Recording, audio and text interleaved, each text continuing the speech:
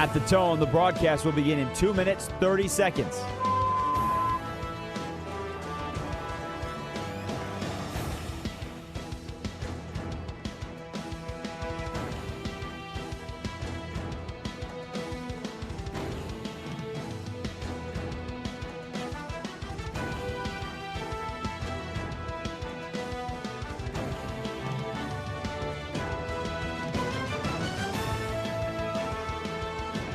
At the tone, the broadcast will begin in 2 minutes.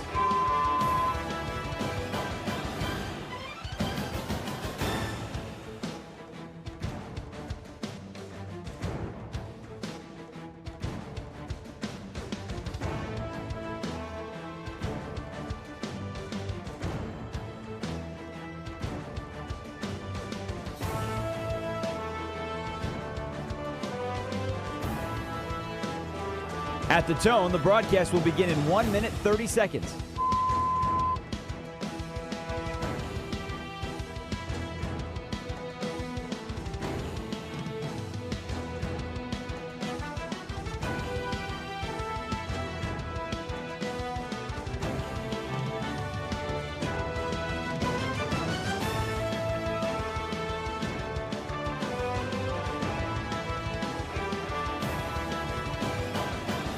At the tone, the broadcast will begin in 1 minute.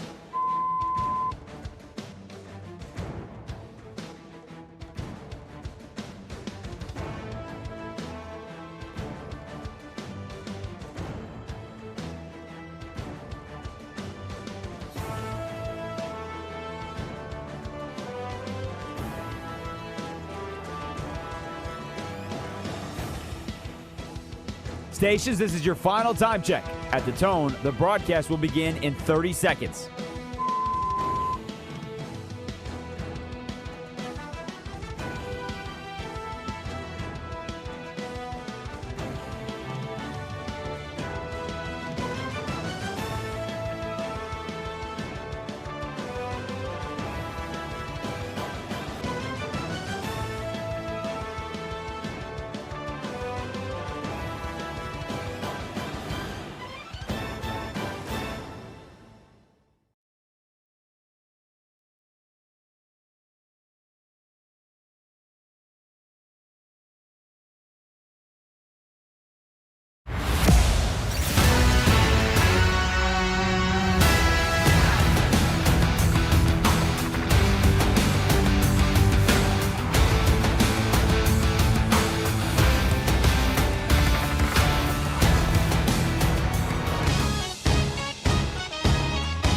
This is Westwood One Sports Night. Here's Josh Graham. It's a big merch summer for this particular sports show. Yours truly, being based in the state of North Carolina, is currently wearing a Carolina Hurricanes Stanley Cup champion tee. Meanwhile, super producer Denton Day, the pride of Washington, D.C., is currently in the process of purchasing an A.J. Dybantsa Wizards jersey based solely on what he's seen in his Summer League debut. And actually, let's start there because this game's wrapping up now. Darryn Peterson and A.J. Dybantsa, the top two picks in the draft, they were the main event to open Vegas Summer League tonight. And to understand why A.J. went number one overall, you only really needed to watch the first quarter tonight. In just 9 minutes, A.J. booked a quick 9 points, 4 of 9 shooting, grabbed 4 rebounds, notched a pretty assist in transition as well. But since basketball for a lot of people is generally consumed through the lens of highlights, how flashy are your highlights? A.J. checked a lot of boxes there tonight. He provided one of those in the first quarter. It was late shot clock. A.J. broke down a defender, two-hand posterization of some poor Jazz player. And in the second half, we've seen a number of highlights too. Easily, he was the story of the night. A.J. Dybantsa finishing with a stat line of 27 points, 7 rebounds, a couple of steals, a block shot and 2 assists as well, as the Washington Wizards beat the Utah Jazz, if that matters to you at all. While Darryn Peterson, the number 2 pick, struggled really shooting the basketball tonight, do not overlook what he did in the Salt Lake Summer League games last weekend. Those were not nearly as publicized, but the first time he ever wore a Jazz uniform, he poured in 28 points against the Atlanta Hawks, 4 of 7 from three-point range. But even more impressive than that, against Cam Boozer's Memphis Grizzlies, he booked a double-double, 25 points, 12 assists. Tonight, DP started slow, but you could still see the burst. You could still see the handle. He had a play where he broke the ankles of a Washington Wizard. Think it was Jameer Watkins who went down. Just wasn't able to knock down the three.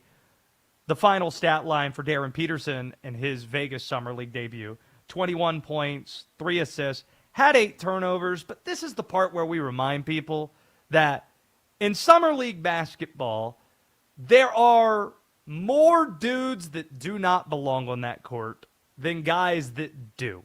And there were at least a couple of plays where Darryn Peterson had dime passes, including one on a 2-on-1, and then homeboy just drops the ball and it goes out of bounds, and it's technically a turnover on the passing player, in this case, Darryn Peterson. He didn't really have his shot falling tonight. He went 2 of 7 from 3, 6 of 18 from the field. Again, Washington a winner, 92-88. But this is the part where we look at things through a 1,000-foot view here, how we probably should be talking about this. What does success look like for these top 2 picks? For A.J. Dybantsa in D.C. and Darryn Peterson in Salt Lake City. Because for both players, for either guy, success, it looks completely different. Success for these 2 rookies, it's completely different. A week removed from moving off of Walker Kessler, the Jazz, they're not good. And they know it. That means success for Peterson is going to be individual-based solely.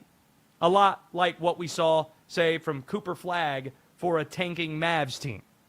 What numbers can you put up?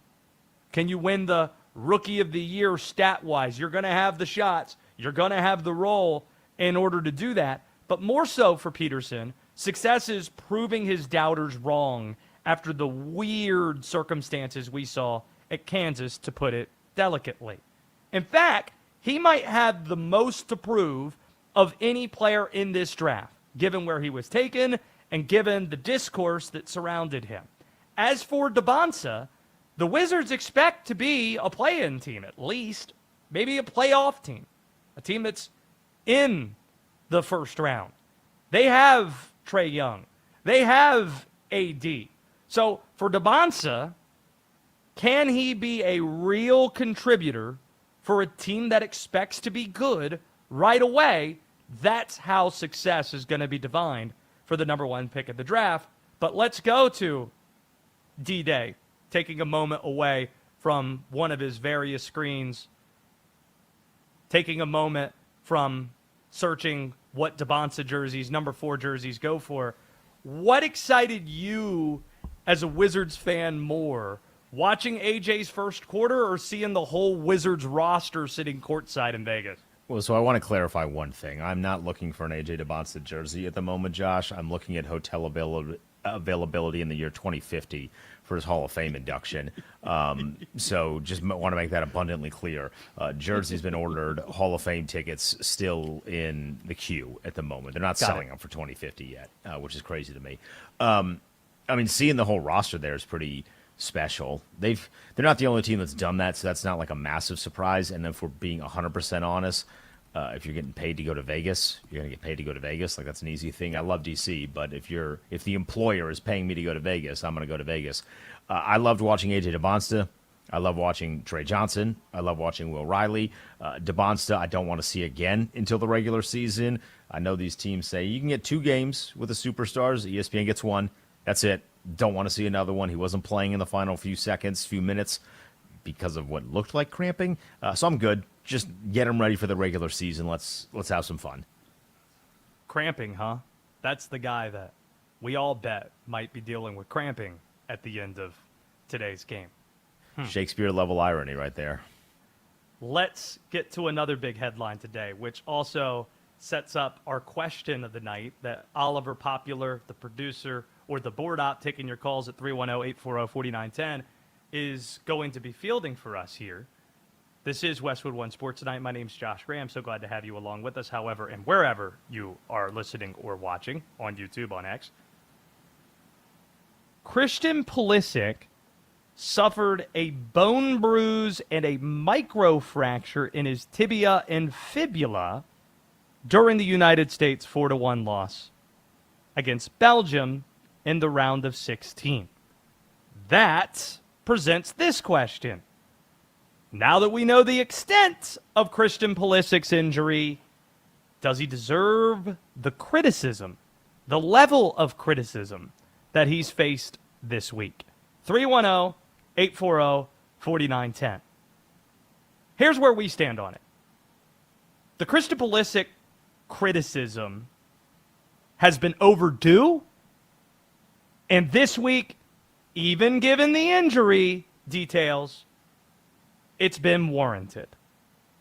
The latest, it does not change the fact that Christian Pulisic is a fragile player. In the 2022 World Cup, he had the critical goal against Iran that allowed the United States to advance from the group stages. But in the same game, he sustained a hip injury around the halftime point, and it forced him out of the match. He asked out. And the Americans had to hold on for dear life just to move on. In 2024, a couple years ago, you had the disastrous Gold Cup the United States hosted that cost men's national team manager Greg Berhalter his job. Pulisic decided he needed to sit out in order to rest, which irked a lot of U.S. soccer luminaries. Then his latest injury happened when he swung his leg into a Belgian player, not the other way around, and it continually proves you can't rely on this guy. You can't rely on him to be available because he is continually proving to be unavailable. Honestly, the real issue is that Christian Pulisic hasn't done enough to earn the benefit of the doubt from anybody. And he's not done enough to be considered the greatest U.S. soccer talent ever, a title that has just been given to him without much achievement on the field.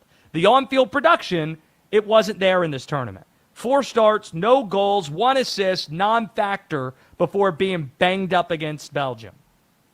And then, after the match, after what might have been the most disappointing World Cup result in modern U.S. soccer history, he gives the quote, "Now it's time to get some rest, so it'll be okay," close quote. That matched similar comments when he chose to rest in the 2024 Gold Cup. That makes him the soccer version of what Darryn Peterson was at Kansas. Load managing, asking out because he has no pain tolerance, then letting us all know how hurt he was after the fact. Christian Pulisic deservedly flamed by U.S. legends for those comments, for bowing out, for asking out, because he comes off like a diva. Sidney Leroux ripped him. You had the comments from Carly Lloyd on the Fox broadcast after the fact. Just take this insight from Landon Donovan on the podcast that he does with Tim Howard. This was Landon's reaction. People are fed up with the way things are handled around him. And it's not necessarily him, but it's his agents, his family, his hangers-on, the people are influencing. People are fed up with it. They treat people poorly. They do things poorly. It's always a no. Whenever you want to ask, can we do an interview? It's always a no. You can't get near him. He doesn't say hi to the commentators who do all the games all the time when they walk by. All the other guys come over and shake hands and say hello. There's just this sense about him that, like, you can't get near him. It's too big. And I actually don't think it's from him. I think it's from the people around him. They need to stop. And he needs to man up and have a conversation with them and say, look, guys, this is not helping. Honestly, it's a good sign for U.S. soccer that Pulisic is getting roasted. It's warranted. It's overdue. He's been coddled. It's a good sign for U.S. soccer. It shows that we're elevating the standard for soccer in this country on the international stage. A 27-year-old asking out of a World Cup knockout match after falling well short of the standard before being banged up, not good enough. And if you think that's harsh, just look at the way we treat NFL stars when they don't deliver in this country. Or better yet, look at how the English press treats an EPL star when they don't deliver in that sport. This is what taking soccer seriously looks like. And here's the reality. Pulisic is a talent that you want on your team. But he can't be your best guy. Ideally, kind of like what we see with him in Serie A with AC Milan, you want him to be your third best player. He can no longer be the face of U.S. soccer. And it's incumbent on U.S. soccer to identify who their stars are. It seems you have one in Flo Balogun for the next 4 years. But can you find another one to be the face of your team going into the 2030 World Cup? We ask the question again. Now that we've learned the extent of Christian Pulisic's injury, which features a microfracture in his tibia and fibula, does he deserve the criticism that he's faced this week? We say yes. What say you? 310-840-4910 if you want in. Coming up, why this week reminded the college football world which conference does not deserve any of our respect. We're just getting started here on Westwood One Sports Night. The second round of international soccer is now, and DraftKings has you covered for every single match. The DraftKings app is now available in all 50 states and includes all markets, bringing the game straight to your fingertips wherever you are. New DraftKings customers, sign up with code Westwood. Spend $5 to get $200 in rewards within 21 days. That's code Westwood in partnership with DraftKings. The crown is yours. Bet with DK Sportsbook. Gambling problem? Call 1-800-GAMBLER. 1-800-MyReset. Connecticut? Call 888-789-7777. Visit ccpg.org. On behalf of Boot Hill Casino in Kansas, bet tax pass-through may apply in Illinois. 21 plus. Void in Canada. Event contract trading with DraftKings predictions involves risk of loss. Availability varies. Bet to get bonus bets that expire in 7 days. Trade to get $50 in prediction dollars that expire in 1 year. Issued every 7 days via click to claim for 21 days. One non-withdrawable reward redeemable. Predictions offer void in New York. Ends July 19th. Terms at dkng.co/audio. We know you're jonesing for some football just like we are. NFL training camps begin opening in 13 days. And yes, we're counting. Your home for the NFL. Westwood One Sports.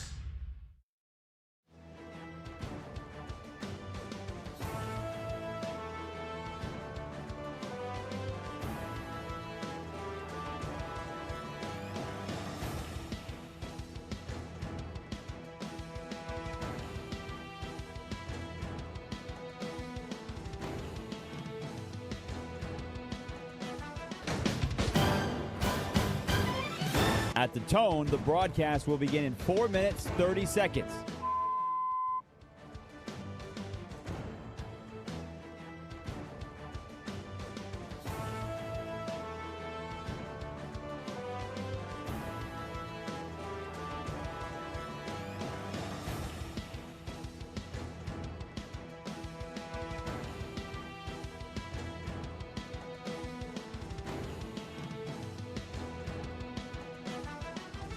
At the tone, the broadcast will begin in 4 minutes.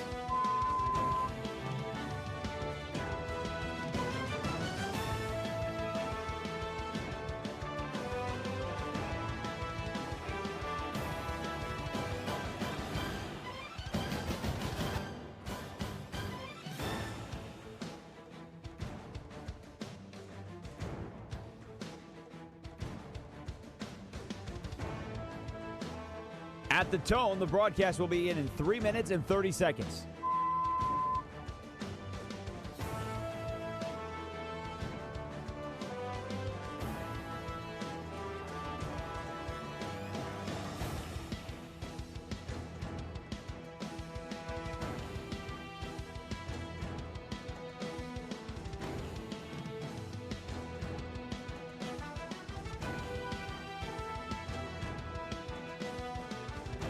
At the tone, the broadcast will begin in 3 minutes.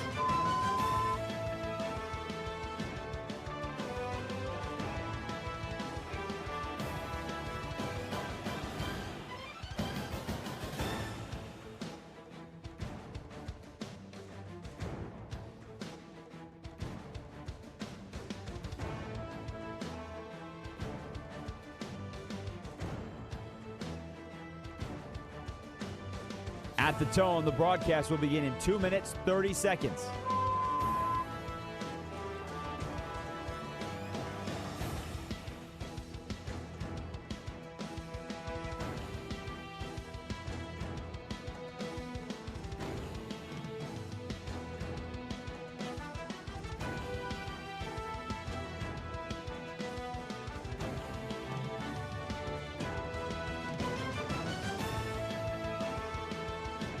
At the tone, the broadcast will begin in 2 minutes.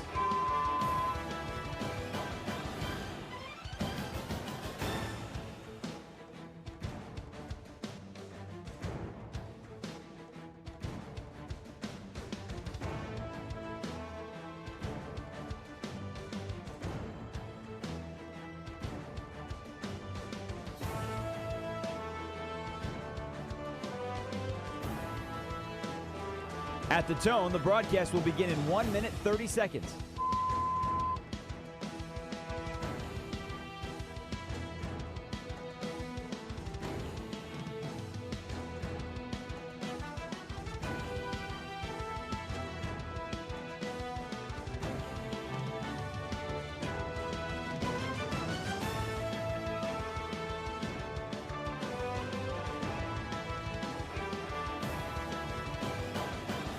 At the tone, the broadcast will begin in 1 minute.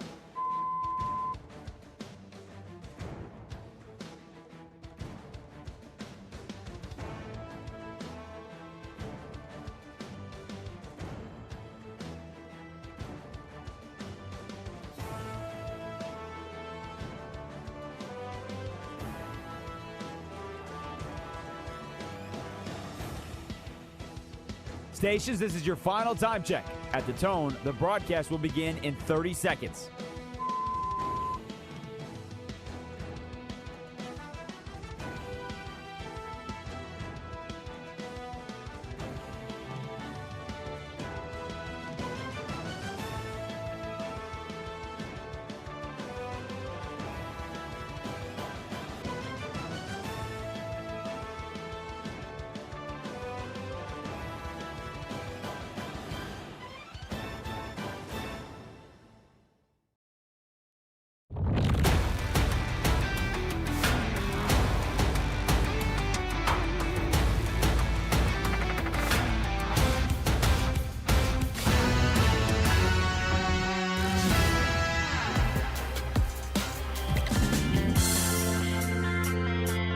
This is Westwood One Sports Night. Here's Josh Graham. If you want in on soccer on Westwood One Sports Night, 310-840-4910. Now that we've learned the extent of Christian Pulisic's injury, does he deserve the criticism that he's faced largely this week? But let's actually shift gears a little bit, because don't look now, but talking season has arrived. Big 12 media days were this week in Texas, and this week it serves as a good reminder that there is no reason to respect the Big 12 conference in football. In basketball, sure, game, respect, game. Just look at the two guys that went head-to-head tonight, the number 1 and number 2 overall picks. A.J. Dybantsa from BYU, Darryn Peterson from Kansas. We respect that and they've earned it. There's no reason to respect the Big 12 Conference in football. None at all. Almost definitionally, they are not even a power conference. We should call it the Power 3. You got the SEC, you got the Big 10, and at least with the ACC, which the Big 12 often gets lumped in with, at least the ACC has teams that can win a national championship, that could compete for a national title. Miami was in the title game, and they're going to be really good again this year. Florida State, Clemson won last decade. Virginia Tech just brought in James Franklin. North Carolina, well, at least they're trying and spending like contenders are supposed to. If you want to do recent history, the Big 12 is 1-8 all time in college football playoff games. Just 9 CFP games in a dozen years is embarrassing by itself. But if you want to go even further than that, the last time a current Big 12 member won a national championship was 1990. That was Colorado sharing a national title with ACC school Georgia Tech. So, they're not even a power conference. You might as well just call it the Power 3. The Brendan Sorsby situation has been a black eye on this conference. Texas Tech has become the tentpole school in the league. It went to the CFP last year. It's the biggest spender.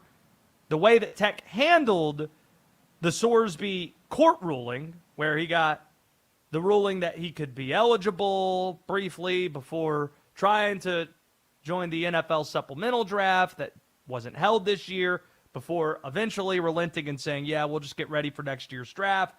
What happened before Sorsby relented was embarrassing. Cody Campbell putting his foot in his mouth. Joey McGuire the same way. It's not like he killed anybody. It's not like he hurt anybody. And don't get us started about the full board putting out that 30-minute reaction video. You want to know how embarrassed the Big 12 is by this whole situation? Just listen to how Commissioner Brett Yormark responded to a sensible question. Like, as benign of a question as you can find being asked about his reaction to the situation. At Big 12 Media Day, this is how Brett Yormark decided to handle it. Let me start off by saying I appreciate the question. I appreciate other questions that are probably going to come forth today.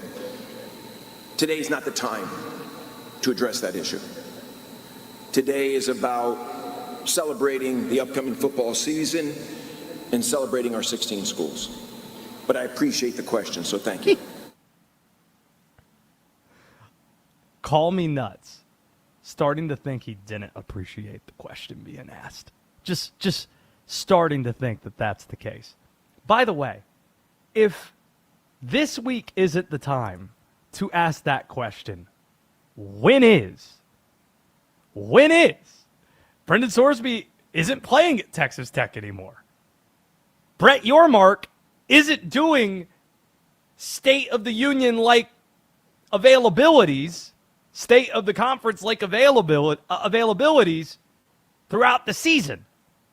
And by the way, Denton Day, how do you think it goes if games are actually being played and Brett Yormark's available for a gaggle, like a media gaggle, and you walk up to him and say, hey, Brett, is now the day?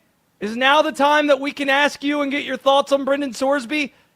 Do you think he then says, July was the time that we were supposed to be celebrating it. You're right. Now September's the time. Yeah, you should have asked me 2 months ago. Like, when you said it wasn't the time, we should have done that. We missed it. Were you available at the bar after media day? It's not the time. So, never. He would have, honestly, going back to Will Ferrell playing George W. Bush on SNL a quarter century ago, and he was doing one of those debates, and he gets asked a really tough question about geopolitics or whatever, and he says, pass. Brett Yormark would have been better off if he was asked that question, and he just said, pass. All right, let's go to the aisle where this person's got something for us. This might be the most embarrassing part of the deal, though. Brendan Sorsby, that was a big ad for Texas Tech. That was one of the big transfers in the portal this offseason. Even without Sorsby, Texas Tech is a sizable favorite to still win the Big 12 Conference. That is how far ahead Texas Tech is than everybody else, and nobody really takes Texas Tech seriously as a national championship contender. Going back to, are they even a power conference? This is why they might need the AQ just to get into the college football playoff. Texas Tech with the best odds. We have Graham's Gambling, by the way, we're going to do in the next 15 minutes, so make sure you stick around for that. Got some bets to hand out. But believe it or not, the Brendan Sorsby situation wasn't even the most embarrassing thing to happen this week for the Big 12. That wasn't even the biggest faux pas by their commissioner, Brett Yormark. No. The cherry on top at Big 12 Media Days was the Monster Energy sponsorship that the Big 12 announced. For just $20 million, Monster Energy has been given entitlement rights to football, men's basketball, and women's basketball. That also includes jersey patch sponsorships, on-court and on-field sponsorships. And again, not just for one sport. Football, men's and women's basketball, $20 million. Sports Business Insiders are saying schools will ultimately see about $800,000 per school for this deal. Roughly $1 million per school, with 16 schools being in the conference. And you gave all of that to Monster Energy for this, at that price. That is certainly not worth what this does to your prestige or what was left of it. Some gross energy drink is now your league's most visible partner. Ew. And when you hear Commissioner Brett Yormark talk about the partnership, it's impossible not to cringe. In fact, it's almost impossible not to laugh. Monster Energy represents drive, edge, ambition, qualities that mirror our student athletes and the Big 12 Conference. Our multi-year partnership is a first of its kind, built on the right brand and cultural alignment. Monster Energy is the #1 energy drink domestically and will take this conference to places it has not been before. Like the college football playoff semifinals. Like to a national championship this century with any of their schools. Monster Energy is going to take us there. By the way, Monster Energy, we will take all your money. Please know that. We're happy. $20 million price tag, D-Day? You think we can spare that to get in on the show? We'll take all their money because clearly the Big 12 left a ton of it on the table. Monster Energy. I will stop drinking all these Gatorade Zeros during the show if you like. I mean, I can't believe Price, he said, I can't wait to see where Monster Energy takes the Big 12. Like, yeah, sick. I'll see the Big 12 in 7-Eleven. Nice. Yeah, $800K, and yours truly will stop drinking Gatorade Zero during these shows. We'll make it happen. This seems like a really natural segue, D-Day. This segment is sponsored by Progressive Commercial Insurance, protecting small businesses with affordable coverage options. Get a quote today at progressivecommercial.com. Was very close to saying, very excited to see where Progressive is going to take this show. Very excited. They align with our values. Brett Yormark spitting bars matches the values of their conference, Monster Energy. That's it. I find that my values align with Flo from the Progressive commercials, and specifically the dog park commercial. I'll watch the dog park commercial. I will seek out the dog park commercial on YouTube. It's a dog park. Great stuff. There's a big NBA headline that we need to get to. And no, we're not talking about Summer League action that's still going on at this moment. The LA Clippers are facing the Sacramento Kings. You've got the number 5 and 7 picks dueling thus far.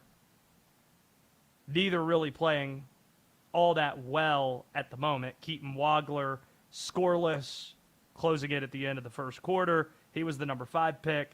Darius Acuff, he's getting shots up. 1 of 5 from the field. That one make was from 3. He's got 3 points so far. That is, believe it or not, what we want to talk about here. But actually, one of the teams that's involved in this game is involved with the big story. Kawhi Leonard's trade to the Toronto Raptors is up in the air. It is on hold, and it will not be completed until the NBA investigation regarding aspiration of Kawhi, whether the Clippers circumvented the salary cap, is complete.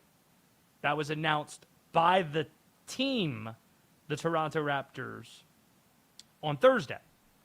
The trade, in case you have forgotten, it involved Brandon Ingram, it involved Grady Dick, and a couple unprotected first-round picks, 2031 and 2033. There was a pick swap in there, a couple second-rounders. It's a big deal, but in a statement the Clippers put out, this is it, this is the catch. The Clippers said to ESPN, quote, "The trade can only be finalized if the Raptors ownership group assumes the risk of penalties related to Kawhi's contract that could theoretically result from the ongoing investigation." In other words, the LA Clippers are taking the Toronto Raptors to be the biggest suckers in sports. The LA Clippers are essentially saying here, we say probably because we're waiting for the official results of the investigation to come out. But based on Pablo Torre's reporting, the Clippers probably broke the rules to lure Kawhi from Toronto in 2019. Toronto winning the NBA title, but the Raptors, they weren't willing to break the rules. LA did, and thus Kawhi left Toronto to go to the Clippers. Now they're getting him back, and the Clippers are basically saying Toronto should be on the hook for any of the punishment handed down related to Kawhi leaving Toronto to go to the Clippers. D-Day, is this the correct reading? Are we exaggerating in any way what's being said here? Pretty accurate. Toronto looks worse and worse by the day when it comes to the way that they've handled this, I think. We already know how bad the Clippers look. But Toronto, you can't be this desperate. The man might not even play 45 games. Brutal. You would think there's now, like, urgency from the NBA to get this solved. It was funny when Adam Silver was asked about this at the start of the finals. He was asked about this on All-Star Weekend in LA, and he said, we're just waiting for this thing to work itself out. And everybody kind of knew, yeah, you're not really in a rush probably to release these findings until the middle of the summer. Don't want to conflict with your season. Don't want to take away from what's happening in the finals or anywhere else, and we can understand that. But now you have two franchises that really need a resolution on this. Really need to know what's up. So here's a prediction, D-Day. You ready? I'm ready. Friday, news drop. Tomorrow night, we're going to get the Kawhi news. They're going to stash it going into the weekend. Friday, news drop. We're going to learn about, wow, the investigations just happened to be finished. Now that there's urgency here. And that these teams need to know something in order to direct the rest of this summer and build their rosters properly. So, Kawhi Leonard still in the news, and we don't know if he's going to be able to play all that much next season. We don't even know where he's going to be playing next season. Yes, D-Day. I mean, how hilarious would it be that they've already butchered this entirely. It's taken almost a year. Toronto did. Toronto, or are you talking the NBA? The NBA. They butchered this entirely. It's taken almost a year because they didn't think that people were going to care about Pablo Torre. That's the way that I've read this. They didn't think that people were going to care about Pablo Torre. With that said, if we're going to follow what you just laid out, how dumb do you have to be as a multi-billion-dollar organization to have a Friday news dump the week after 4th of July.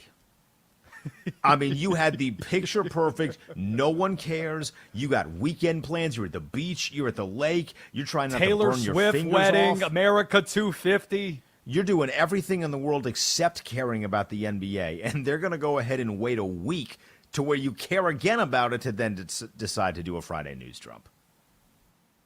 That might be why they don't do it. Hey, let's wait till Summer League's over and then drop it. Anyway. Where's Conspiracy Josh? Oh, he's not hanging out tonight? That's tough. Before the clock strikes midnight, we've got a couple of bets to place for tomorrow's action. We call it Graham's Gambling, and we'll reveal our card next on Westwood One Sports Night. Westwood One! We love sports. We love to laugh. We love hearing from you. Talking sports with you, not at you. This is Westwood One Sports.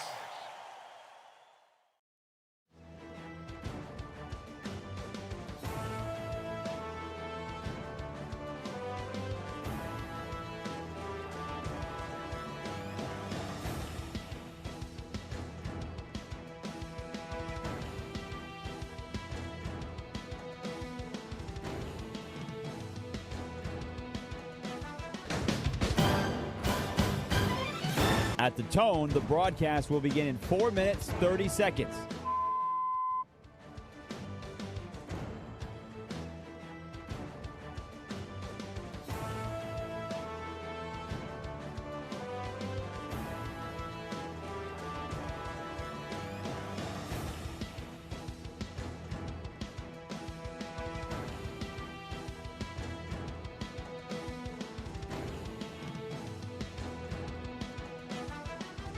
At the tone, the broadcast will begin in 4 minutes.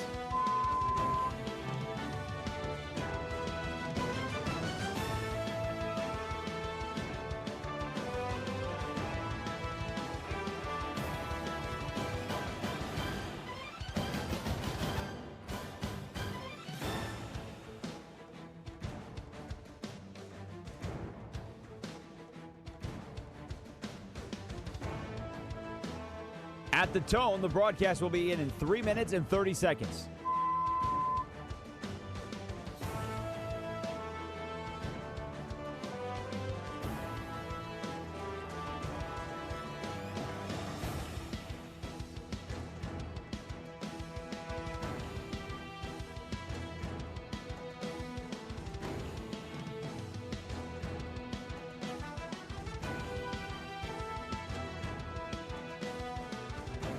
At the tone, the broadcast will begin in 3 minutes.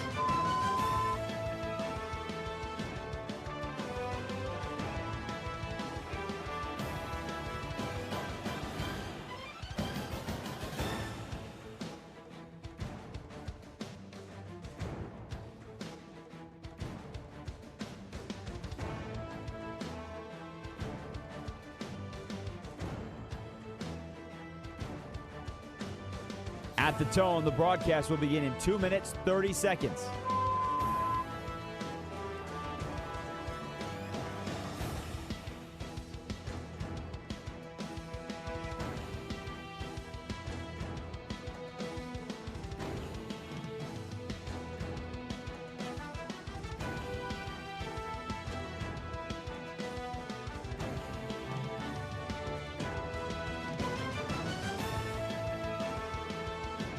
At the tone, the broadcast will begin in 2 minutes.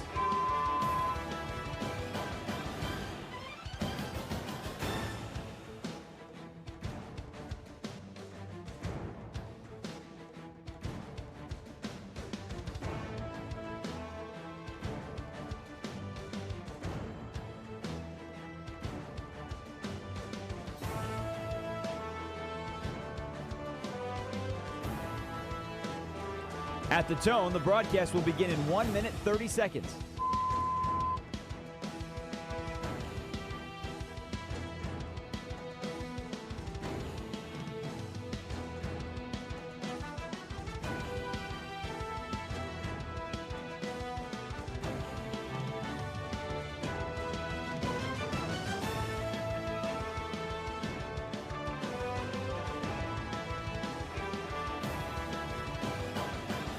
At the tone, the broadcast will begin in 1 minute.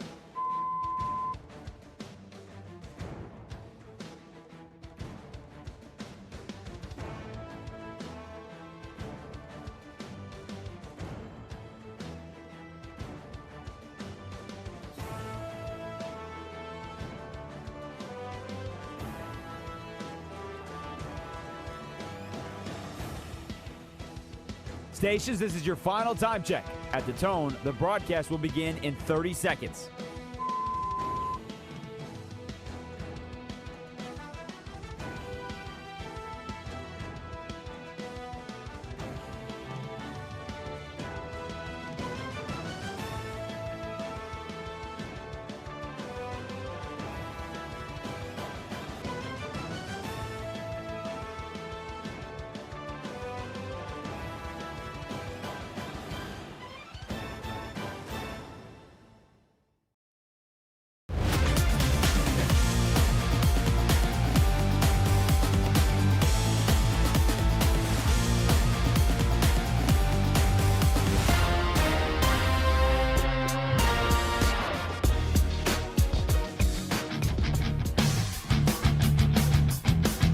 This is Westwood One Sports Night. Here's Josh Graham. There is going to be a difficult conversation had after we hand out some bets. Something you might not expect coming from yours truly, but we'll get to that after we hand out some winners, because we have winners to hand out in a segment that we call Graham's Gambling. Sitting back, counting money all day, you know. It's time for Graham's Gambling. Let's make some money. Let's do just that. Before the clock strikes midnight Eastern time, let's turn the page to Friday's sports slate. We're not touching World Cup soccer. Congrats to France. Congrats to Kylian Mbappe for his 20th World Cup goal. 2-0 win. France is just going to keep motoring on. Is anybody going to beat that team? Are they going to slow down at any point? The odds, courtesy of our friends at DraftKings, felt really good about them at 5-1 going into the tournament. Feel even better about that now. One of the favorites to win the World Cup, and they look like the best team. Spain might give them a run for their money. No value in betting Spain against Belgium. That game's going to be played in Los Angeles, staying away from that completely. Instead, this might be the most degenerate thing we've done on this show. I'm betting Summer League. Yeah, I said it. Didn't stutter. Betting Summer League action. And I'm betting on the Chicago Bulls plus 6.5 against the Memphis Grizzlies. I'm also betting the Bulls money line at plus 198. Why? Because Caleb Wilson's Rookie of the Year campaign starts tomorrow night. Caleb Wilson, this might be an important question to ask today. Caleb Wilson's playing tomorrow night, right? That is a very important question to ask. I have not seen anything that would suggest he is not playing. Right. Don't know how long it's taken for the hand to recover, but it's been 4 months since he had the second fracture the week of the Duke-Carolina game on Duke's senior day. So venture to say he's going to be all right and motivated and ready to go. He was talking about Summer League. Yeah, he's playing. He's playing. And he's going to be motivated. Caleb Wilson's Rookie of the Year campaign starts tomorrow night.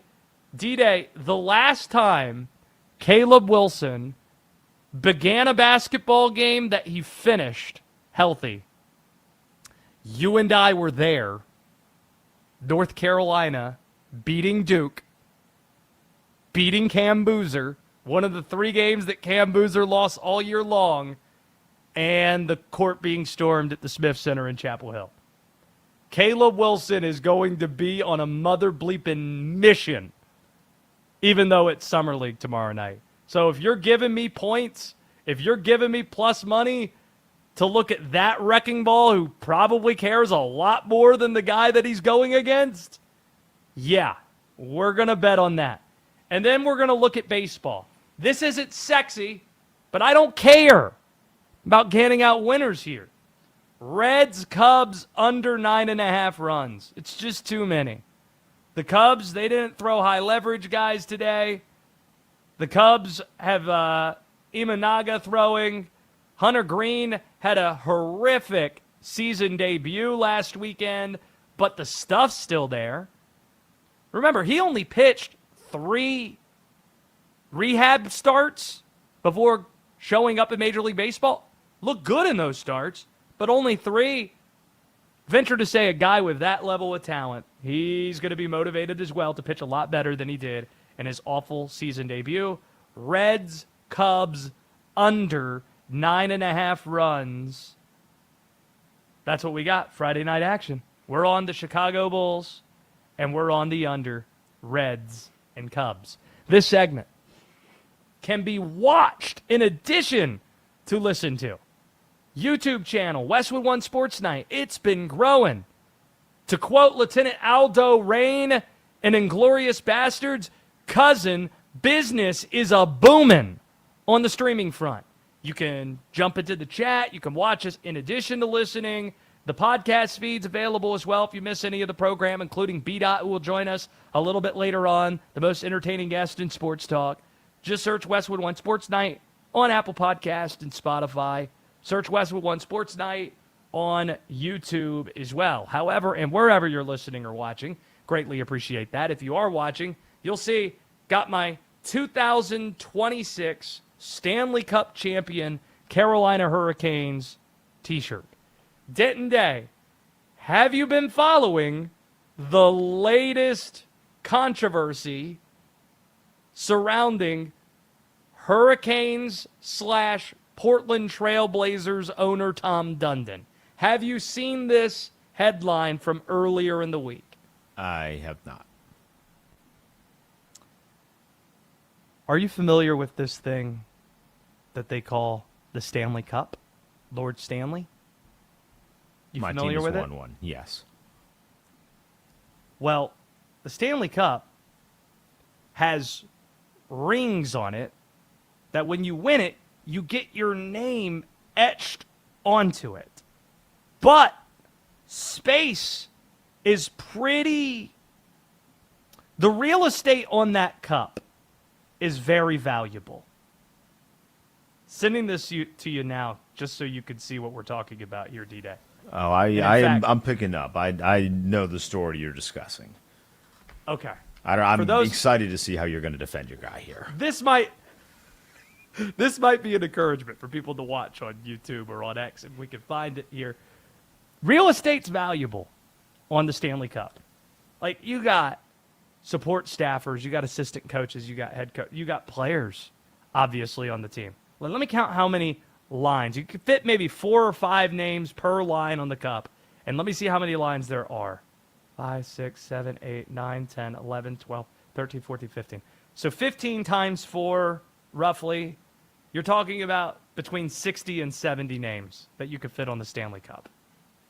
The first 2 lines for the 2025-2026 Stanley Cup champions read Tom Dundon, Varushka Dundon, Caden Dundon, Dax Dundon, Drew Dundon, Blake Dundon, Tayson Dundon.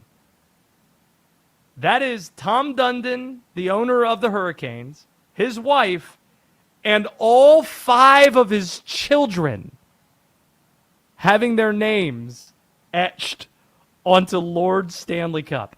Their names listed before you get to Rod Brindamore or Eric Tulsky, the general manager even. Can't really defend this one. It's tough. Now, to be fair, guys who were non-factors didn't even play in the playoffs. Like Jesperi Kotkaniemi is on the Stanley Cup. So there are instances of guys you're like, all right, well, he's on the cup, so not going to have But great they're on issue the with. team. Again, not defending Tom Dundon. I guess Not this going is to your do it. boy. Like, what is he up to? What are y'all He's doing wrong. down there in Carolina? He's wrong. You should not put your entire family's name on the Stanley Cup. However, you know what? I'm going to defend my boy. This is our owner who just won the Stanley Cup. I knew it was coming. How are we going to defend him and Dax and Brandon and all these other children? Here's what I'm going to say, D-Day. Here's what I'm going to say. You would if you could. If you owned a sports team and you were worth billions, and you can, I know the feeling of having a child and having the immense love of just trying to make them happy and do everything possible for your kids. If you could ensure that their legacy, air quote, is forever because their name is forever enshrined on the greatest trophy in sports, you would. I would not. You would. I would if not. If you could, I would not, you would. because I'm not a loser. That's loser behavior. If you really loved your family, you would just love them. You wouldn't need to put them on the Stanley Cup. He's compensating for something. That's loser behavior. I would not do that. There are plenty of things that I would do if I was a billionaire. I would not do that. You know what's? I wonder, like, when these kids go to college, probably at some Ivy League school or whatever, where you have famous parents or whatever, rich parents, fill in the blank. I wonder if they, like, play two truths and a lie, or you play, never have I ever, if the Stanley Cup's going to come up. Two truths and a lie. Yeah, my name is on the Stanley Cup. Can you, like, buff it out Drew or Dundon. something? Like, when the next team wins, can they, like, buff it and just dump Dundon on the line by himself? I don't know. There's my best defense for my guy. Go Canes. Up next, we look at LeBron's options and how, pun intended, he could be a kingmaker this offseason here on Westwood One Sports Night. This is Westwood One Sports.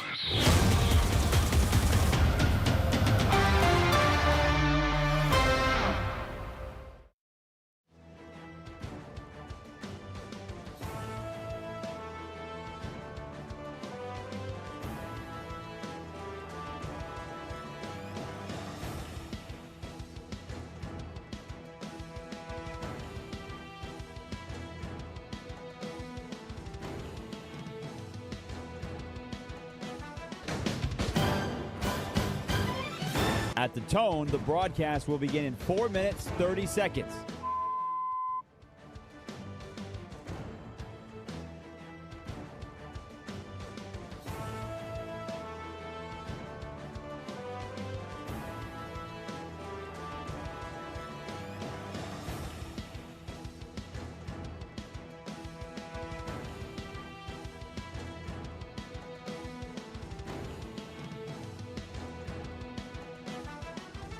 At the tone, the broadcast will begin in 4 minutes.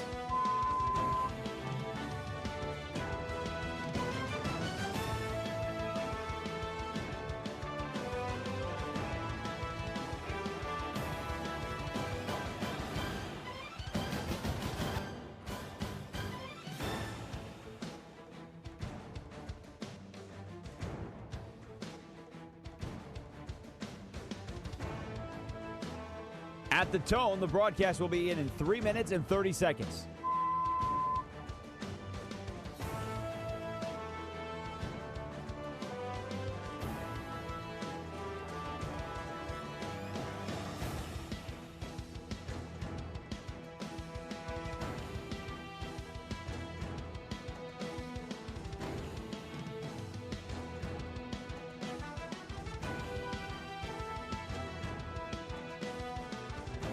At the tone, the broadcast will begin in 3 minutes.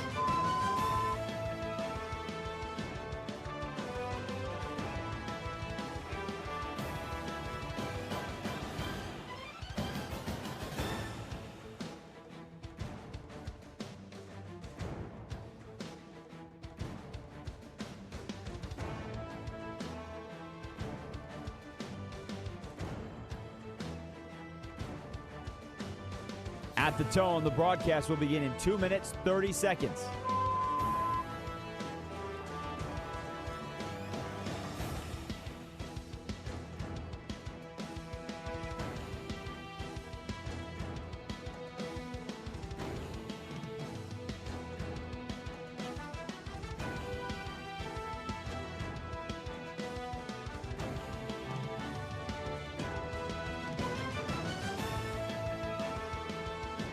At the tone, the broadcast will begin in 2 minutes.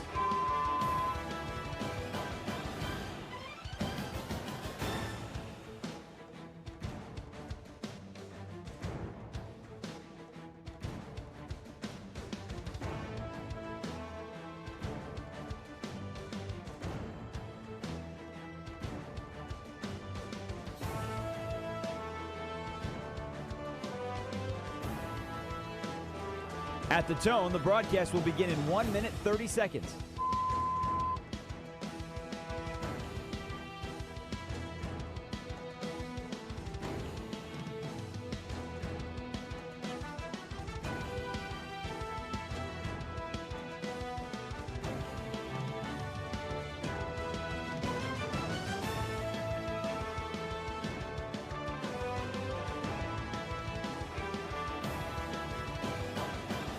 At the tone, the broadcast will begin in 1 minute.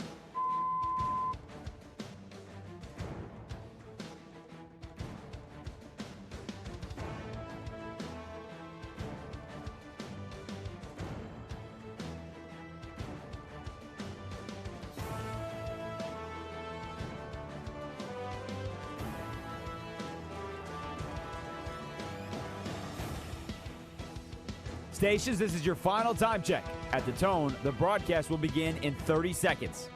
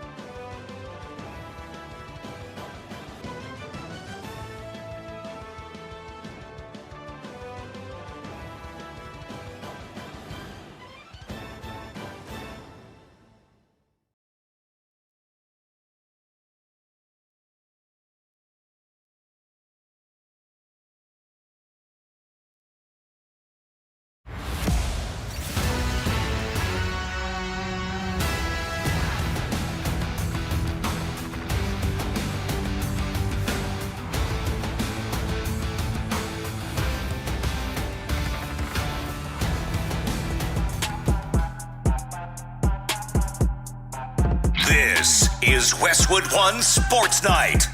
Here's Josh Graham. Summer League has tipped off in Las Vegas. AJ Dybantsa getting the better of number 2 draft pick Darryn Peterson, the Washington Wizards, facing the Utah Jazz, but with respect to Summer League basketball. The biggest story in the NBA right now remains the whereabouts of LeBron James. The LeBron James sweepstakes continues. Pun intended, LeBron James could be a kingmaker in the Eastern Conference again. If LeBron chooses to join an Eastern Conference team, that likely turns that new team immediately, in a snap, to the favorite to win the conference. If it's the Cavaliers, that starting 5 might have the most high-end talent in the sport. Harden, Mitchell, LeBron, Mobley, Allen. You could say the same thing if he joins the 76ers.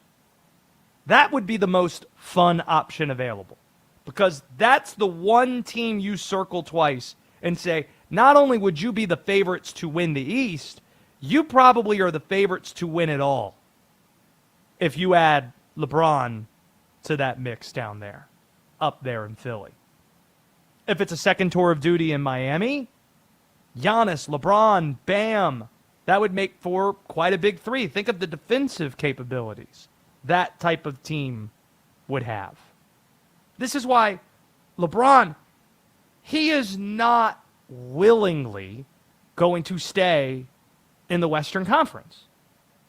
He is the most calculated star in the history of this league, maybe in the history of American sports. Think about everything we've learned about LeBron James over the last quarter century.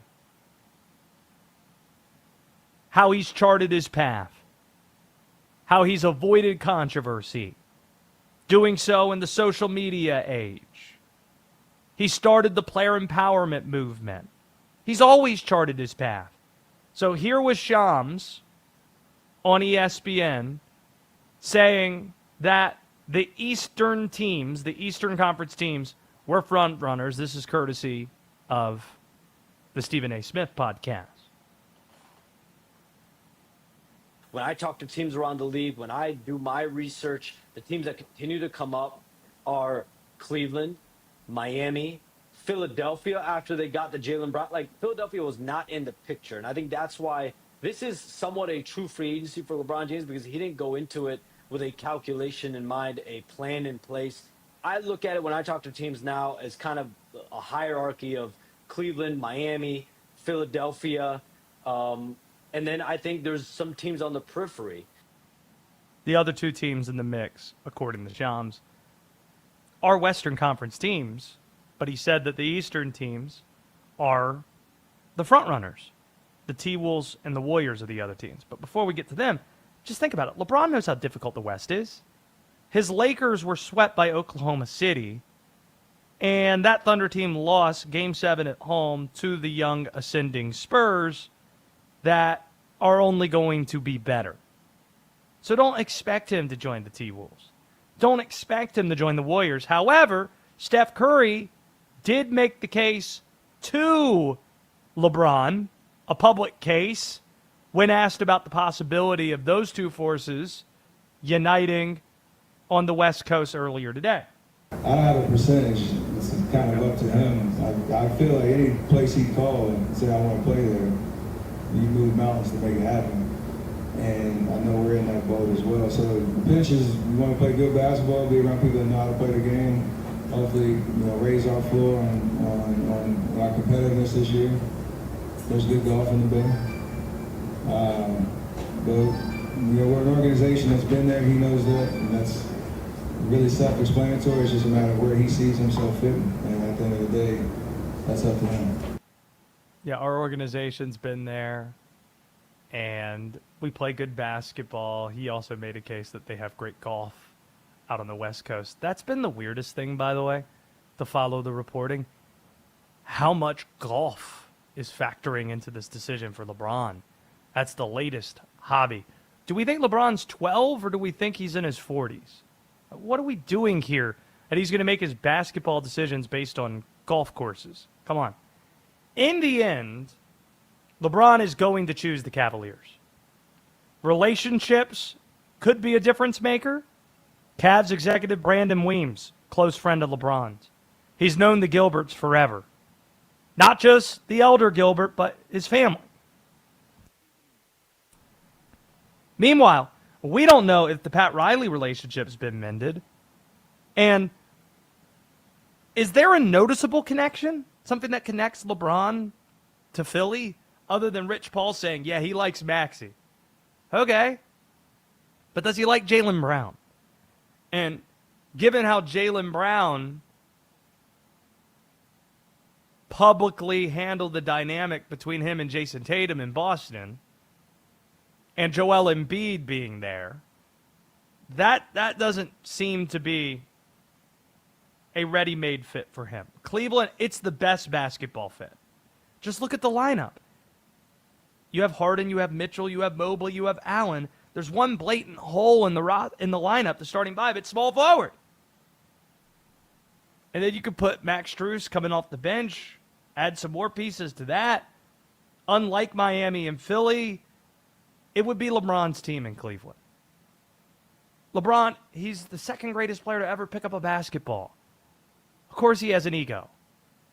And he's in his 40s. He wants to be catered to. And Giannis is the guy in Miami. Pat Riley just rolled the dice in a way with Giannis that he hasn't with any star. This might be the biggest roll of the dice that Pat Riley's taken in his time running things with the Heat. And Maxey and Embiid and Jalen running Philly, that's not LeBron's team. LeBron would immediately be the Cavs leader. He'd be catered to. Because what has Donovan Mitchell won? Or James Harden? Or any of these guys? LeBron won a title there. And that's his hometown. LeBron would be the ringleader again. And you know that that's something that would be a factor for LeBron to consider. But here's ultimately the question LeBron's trying to answer probably, but we'll pose to you as well. Between the Cavaliers, the Heat, and the Sixers, those three that seem to be the front runners. Last night, Shams reported that the Nuggets were no longer in the mix, and he listed those three Eastern Conference teams as being the front runners over the likes of the Warriors and the T-Wolves. Between the Cavs, the Heat, and the Sixers, which team has the best shot at winning a title by adding LeBron James? 310-840-4910 if you want in. Between the Cavs, Heat, and Sixers, which team has the best shot at winning a title by adding LeBron? Plain and simple. This is Westwood One Sports Night. My name's Josh Graham.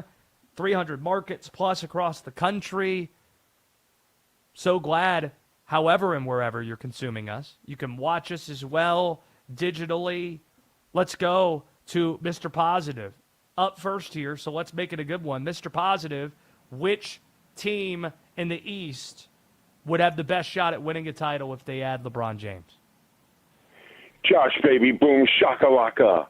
I got to ask you real quick, have all the positioned role players, the best ones, the biggest names, have they all been placed in their specific field, teams right now? Mostly, I can't think of anybody that's out there that, other than LeBron, that is not where they want to go. Yeah, Giannis mostly is in, yes. as you said, Miami?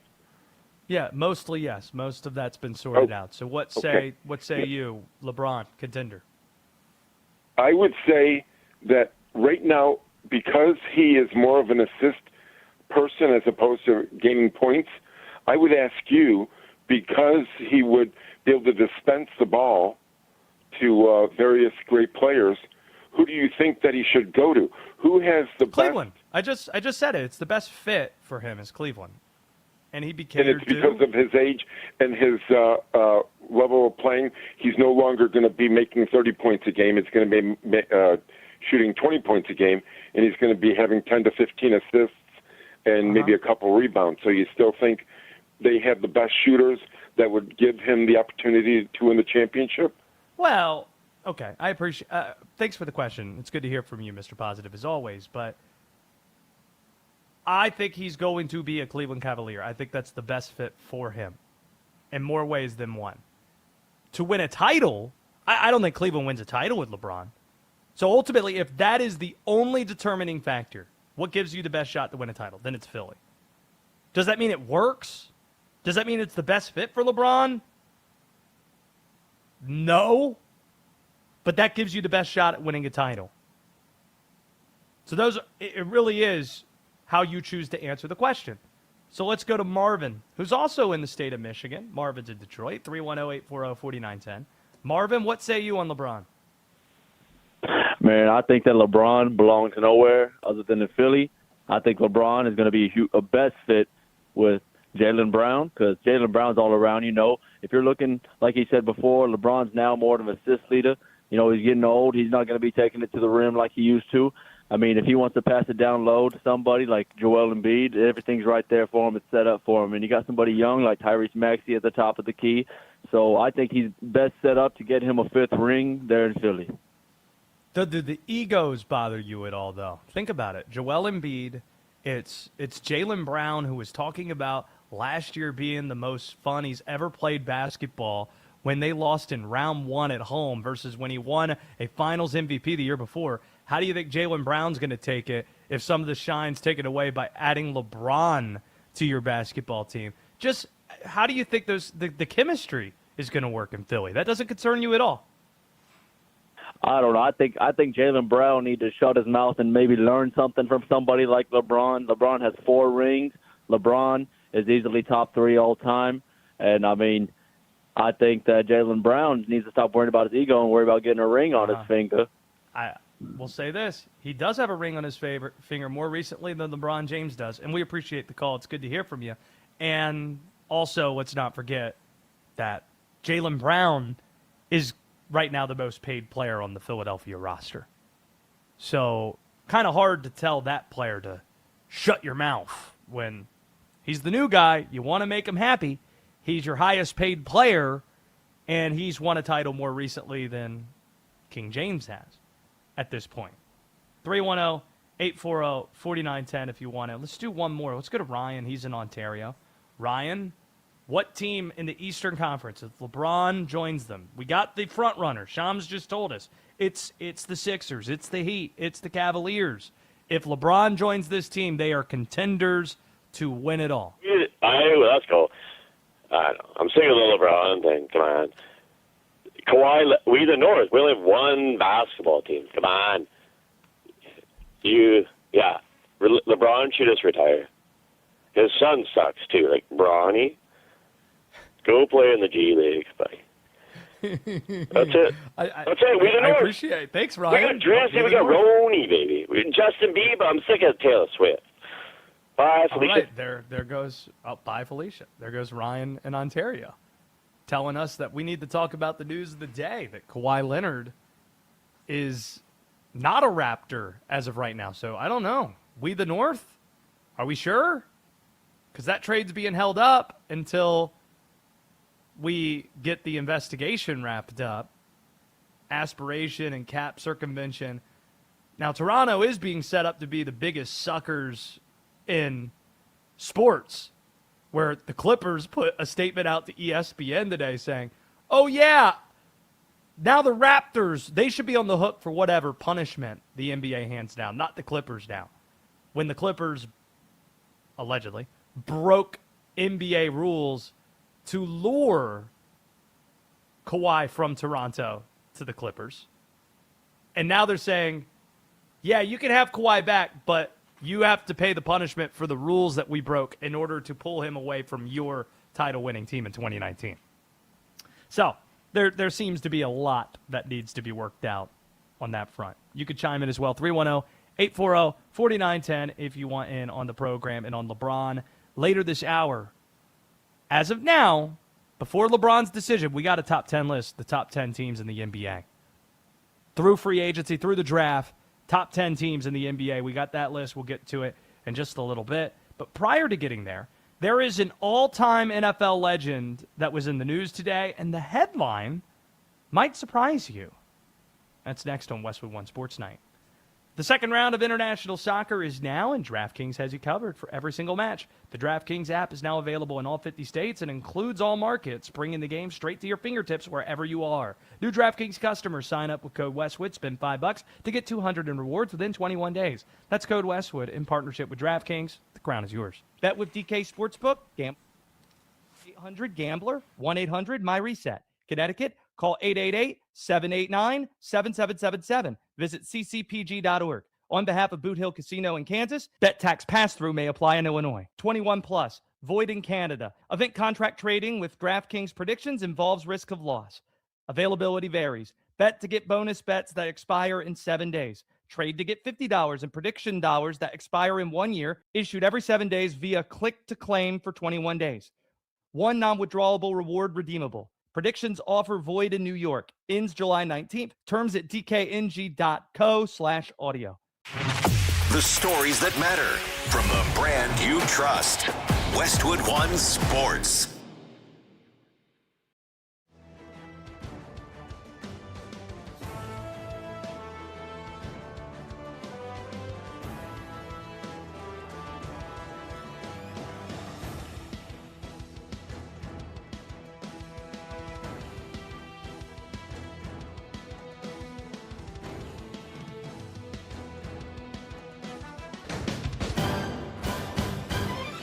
At the tone, the broadcast will begin in 4 minutes, 30 seconds.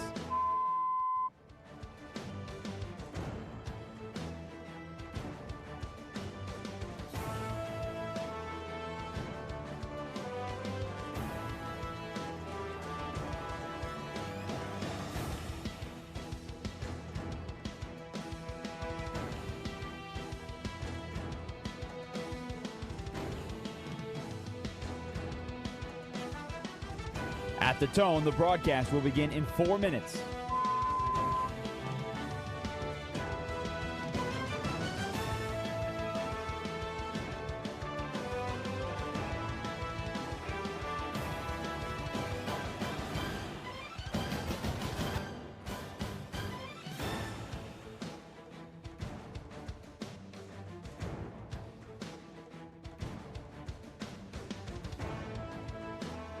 At the tone, the broadcast will begin in 3 minutes and 30 seconds.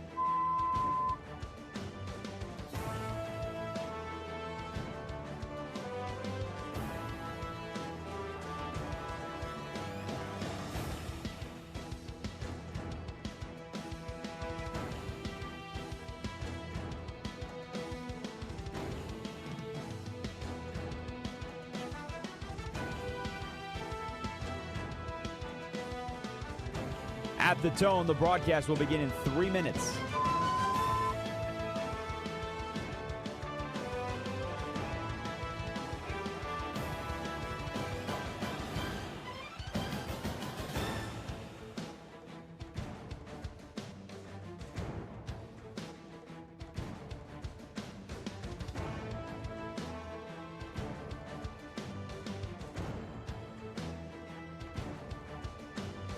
At the tone, the broadcast will begin in 2 minutes, 30 seconds.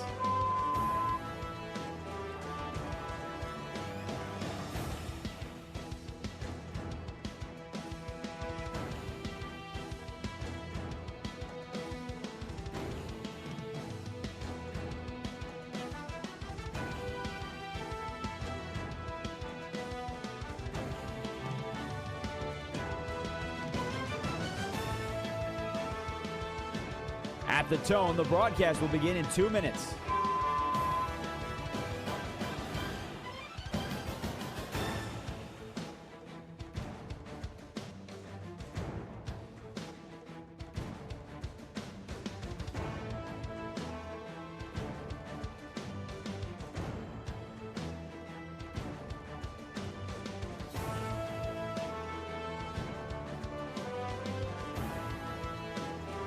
At the tone, the broadcast will begin in 1 minute, 30 seconds.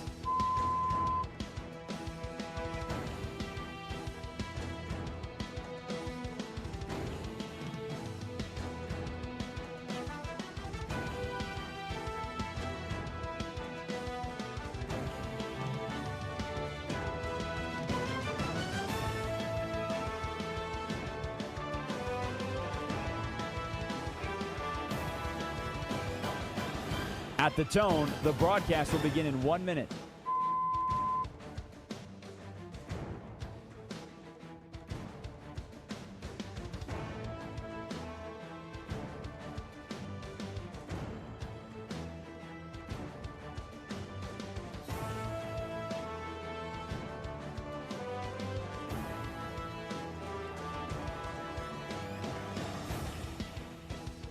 Stations, this is your final time check. At the tone, the broadcast will begin in 30 seconds.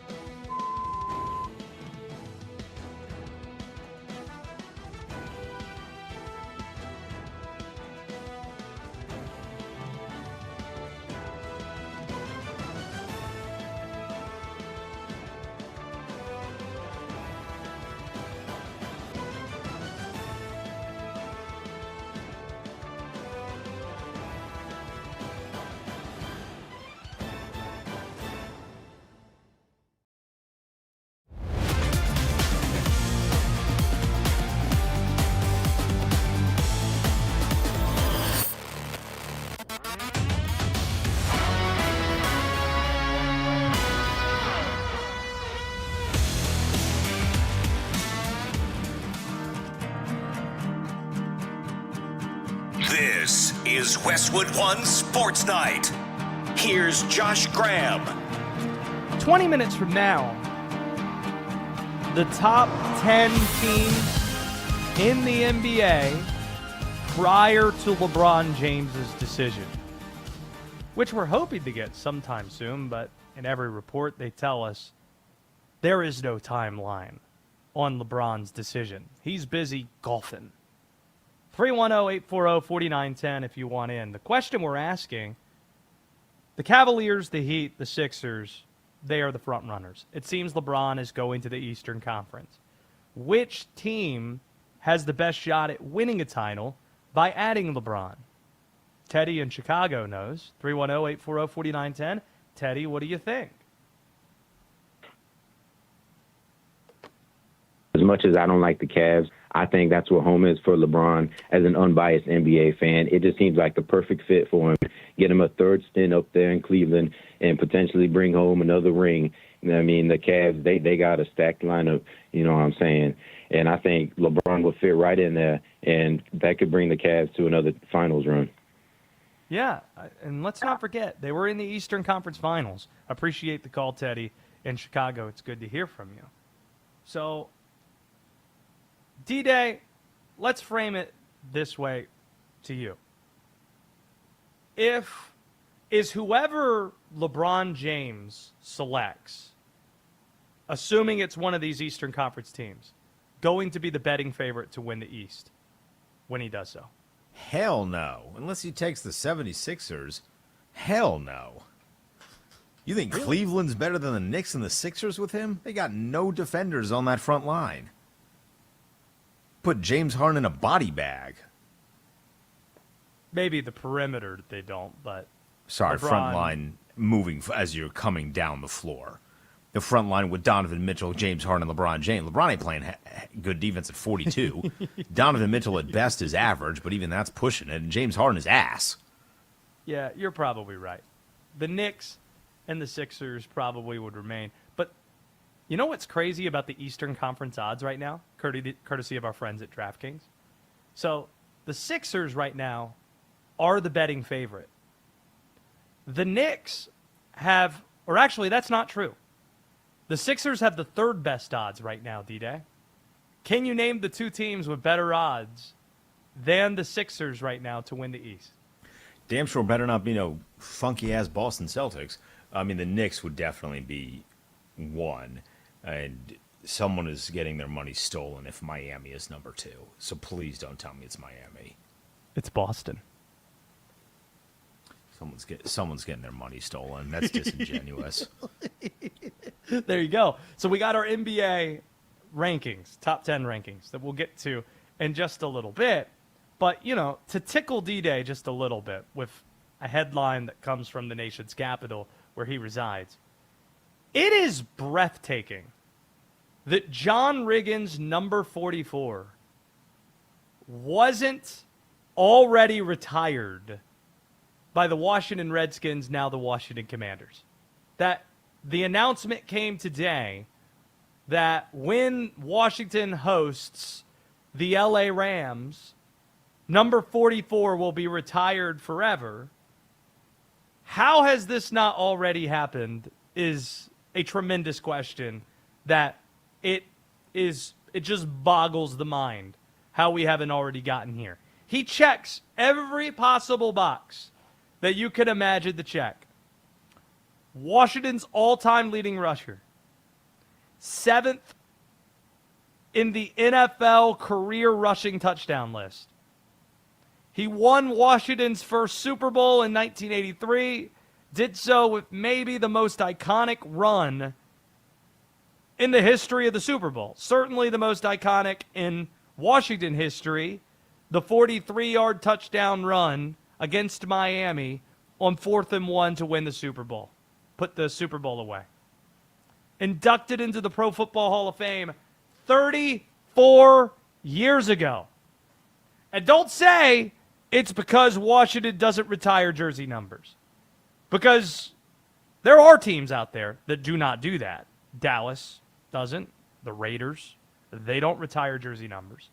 Washington already has retired 7 jerseys, including some of Riggins' teammates. Art Monk, Darryl Green. Sean Taylor was a recent retired jersey number. The man they called Diesel should have already had his number retired.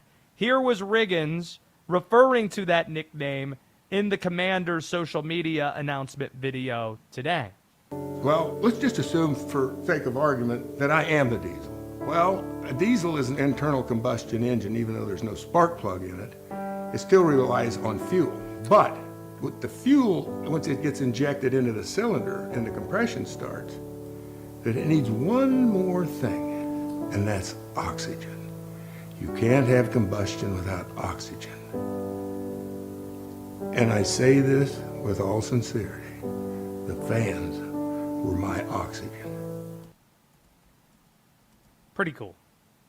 John Riggins going into, well, he's already in the Ring of Honor. He's already in the Pro Football Hall of Fame. Going to have his number retired with Washington. Riggins, he's hardly the craziest example of a legend that hasn't had his jersey retired in the NFL. Here are a few to name. The Pittsburgh Steelers have not officially retired Terry Bradshaw's number. They already retired Mean Joe Green and Franco Harris. That's happened in the last dozen years or so. Nobody has dared to wear number 12 since Bradshaw retired in Pittsburgh in 1983. Nobody has worn that number since then, so why not just make it official? Retire Terry Bradshaw's number while he's still here with us to enjoy it. Randy Moss's number 84 should be retired in Minnesota. Is there a more talented player to ever play for the Minnesota Vikings? Now, listen to what we're saying. Are there greater Minnesota Vikings? Probably. Fran Tarkenton. You think about the Purple People Eaters and Marshall, and you got excellent players that have played there. John Randall. But the Vikings went 15-1. And Randy Moss was the beating heartbeat of that team. The most talented player to ever play with the Vikings. Like, no, D-Day, nobody's more iconic than in Vikings history than Randy Moss is. Yes, no, maybe? Yeah, maybe if you're a Vikings diehard, you love Chris Carter more, but it's nitpicking at that point. What is your best explanation for why your Washington, your best explanation? I can give you the real explanation. No one was getting their jersey retired when Dan Snyder was there. Because except Sean Taylor to cover things up? Yeah, Sean Taylor got his jersey retired because Dan Snyder went on this terrible tear. Whenever he had bad publicity, he would do something involving Sean Taylor. A silly little statue that was awful, retiring the number, then taking a picture with his family in front of porta potties. So no one was getting their retired number during the Dan Snyder era. And then once the Harris team bought the team, they had a list that they went down because you can't just lump everybody together. If you want to make it special, you're going to have to kind of stretch things out a little bit because otherwise it's not. If you retire 8 numbers in the same season, it's kind of goofy, isn't it? So they had to stretch things out a little bit. Could Riggins have been higher up on the list? I'm sure he definitely could have, but they had a list. They went down the list. Who's next on the list? Theismann? Yeah, Theismann was like shadow retired, and then Dwayne Haskins asked to wear his number, and he said yes. Theismann's an option. Eventually, you can't retire like too many numbers because there's only so many numbers that guys are going to wear. It's not like Washington has a ton of guys who've been knocking on the door other than Sean Taylor this century, though. Well, guys still have to wear numbers. It's true, but, I mean, are we saying John Riggins is the last one on the list? That's it? No, I'm telling you that they had a lot of really good players that some are not going to make the cut. There's history here. So you're looking at Theismann, You're looking at all the you're going to retire all the Hogs numbers? Because how are you going to field an offensive line unless you're putting a guy with 6 on his chest out there? I think you don't retire the number. I think you put the Hogs in as a whole. Like, it's not a number, but the Hogs go in there. All of them are in the Ring of Fame. They've already done that? Russ Grimm, Schlereth, all of them? Okay. I mean, they have a giant mascot that's a pig to honor them. Got this written in. Mark McGwire does not have his number retired by either the Athletics or the Cardinals. The Cardinals, that's crazy. Like, Barry Bonds is retired in San Francisco. Okay, he's got the stuff attached to him. That's fine. But are you kidding? You're the St. Louis Cardinals aren't going to honor Mark McGwire? are we doing? Gonna act like 98 didn't happen? It's one of the greatest Cardinals ever. Or is this the pretentious, no. We play it all the right way. Pinky finger up. We're the Stan Musial Cardinals. And we're not going to recognize Mark McGwire. So there are still some crazy examples of this in sports. But John Riggins, there you go. It's still, what you outline makes sense. It's still breathtaking that the number wasn't already retired, but not too late to do the right thing. A very cool announcement from the Washington Commanders. This was a big headline in college basketball. Sean Miller has built a Final Four roster at the University of Texas, and he's done it in a short period of time. Today, the number one player in the 2027 recruiting class reclassified up a year to join next season's Longhorns. Get ready to feel old. Marcus Spears Jr. Yes, the son of the ESPN analyst, former LSU Swag U. Marcus Spears Jr. He lives in Texas. Texas kid that's playing in his home state rather than joining his daddy's LSU Tigers. Spears is a 6'10 power forward. By the way, his sister plays for the Longhorns volleyball team. Spears joins five-star McDonald's All-American shooting guard Austin Gooseby. So you got a big guy and you got a high-level prospect shooting guard as well. And Sean Miller's going to couple this top high school class with one of the best transfer classes in the country. David Punch was a force inside at TCU. Now he goes from Fort Worth to Austin.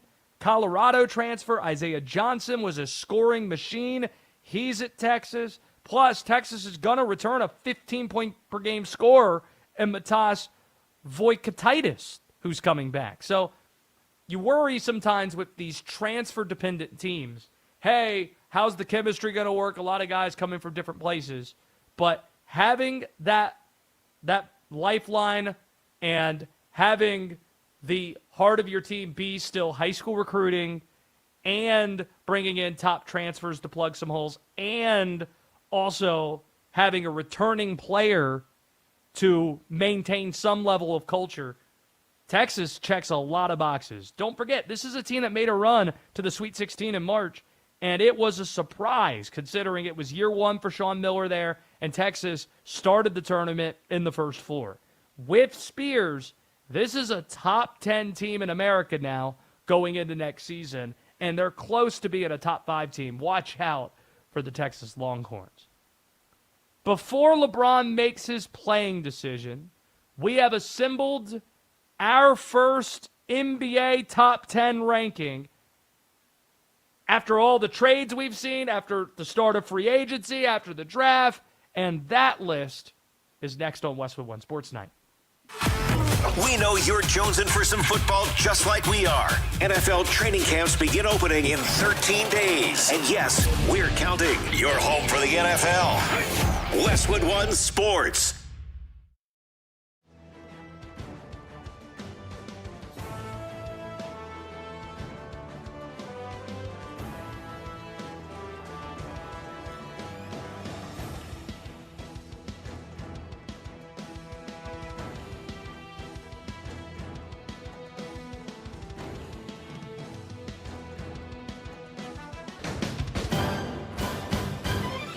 At the tone, the broadcast will begin in 4 minutes, 30 seconds.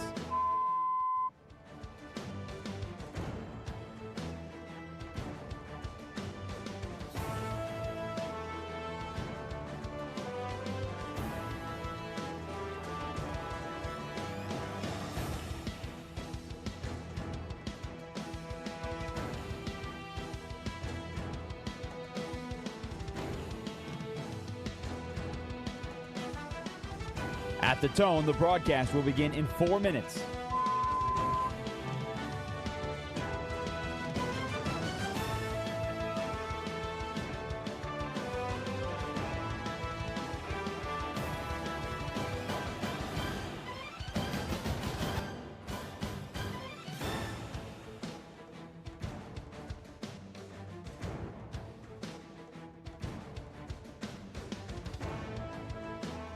At the tone, the broadcast will begin in 3 minutes and 30 seconds.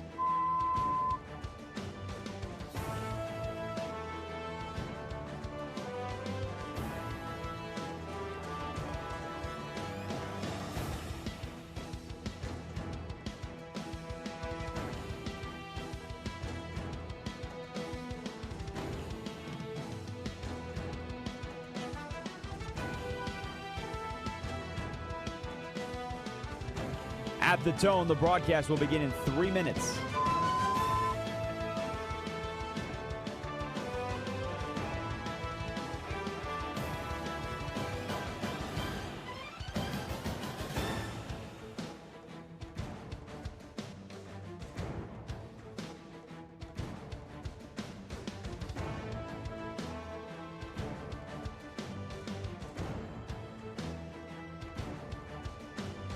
At the tone, the broadcast will begin in 2 minutes, 30 seconds.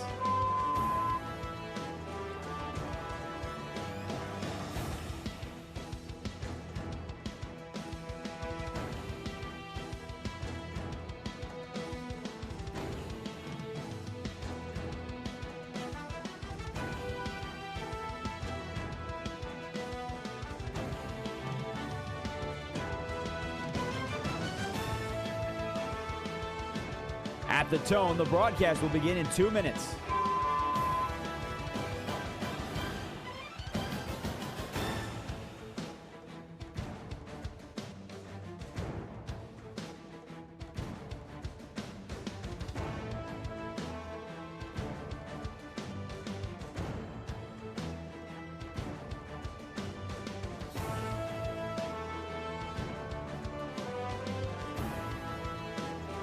At the tone, the broadcast will begin in 1 minute, 30 seconds.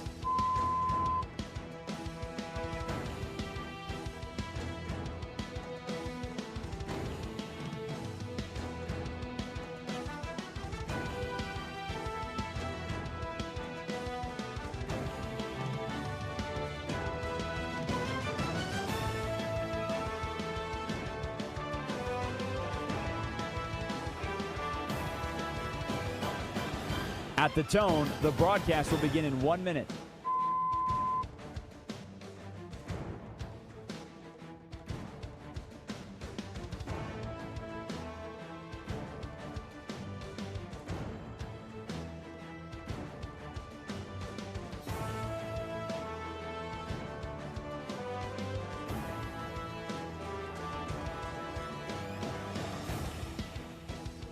Stations, this is your final time check. At the tone, the broadcast will begin in 30 seconds.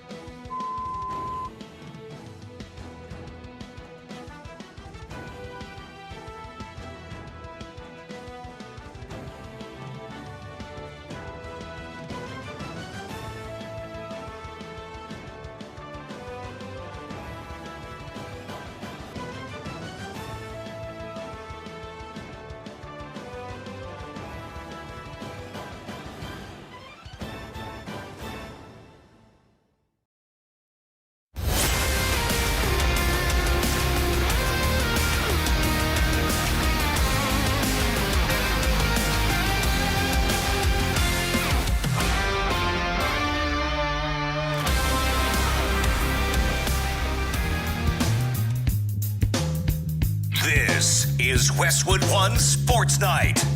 Here's Josh Graham. This note was sent in.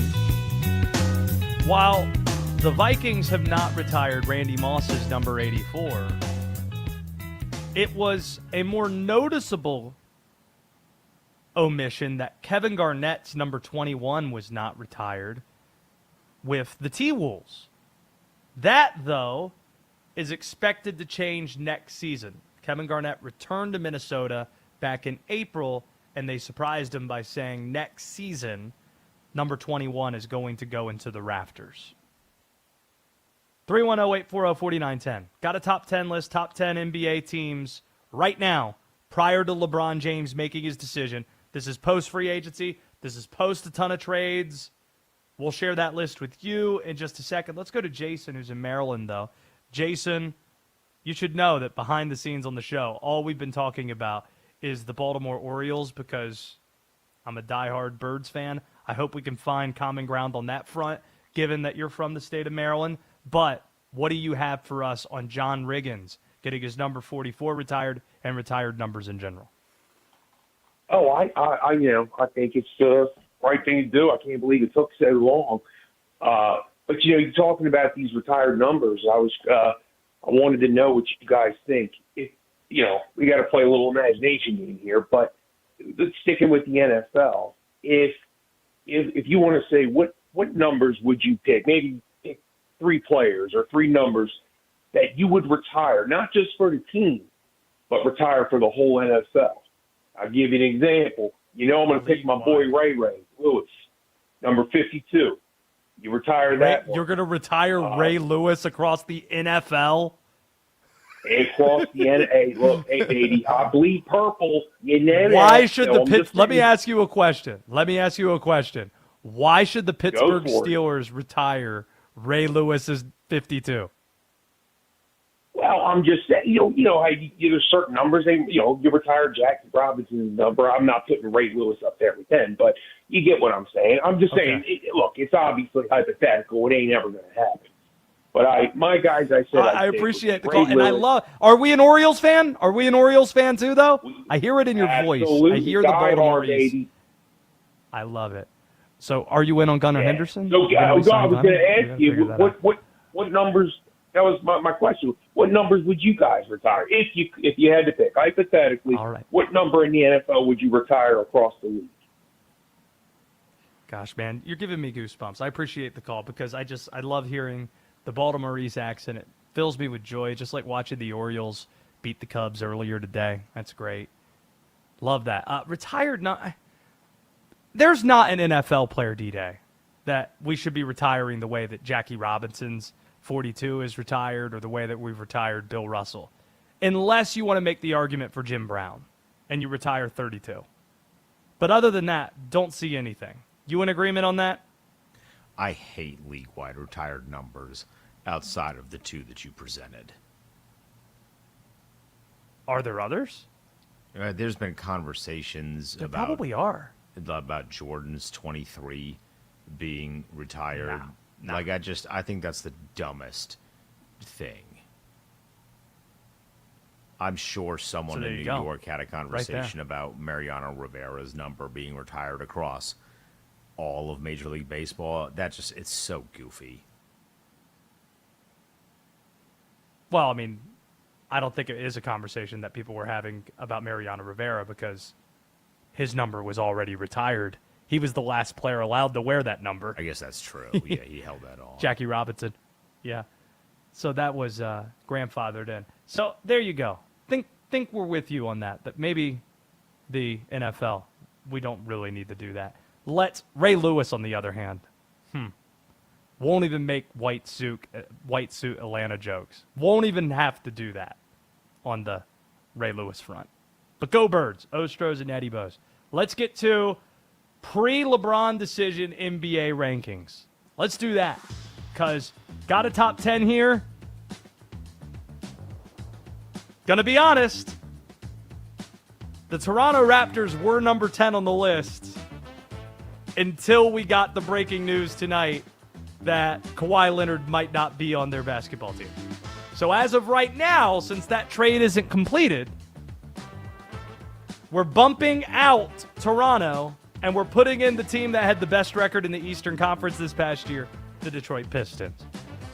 It didn't go well in the playoffs, but let's not pretend that this isn't a team ascending with a young star and Cade Cunningham, and as of right now, Jalen Duren on the team, a young star too, with chances to improve this roster.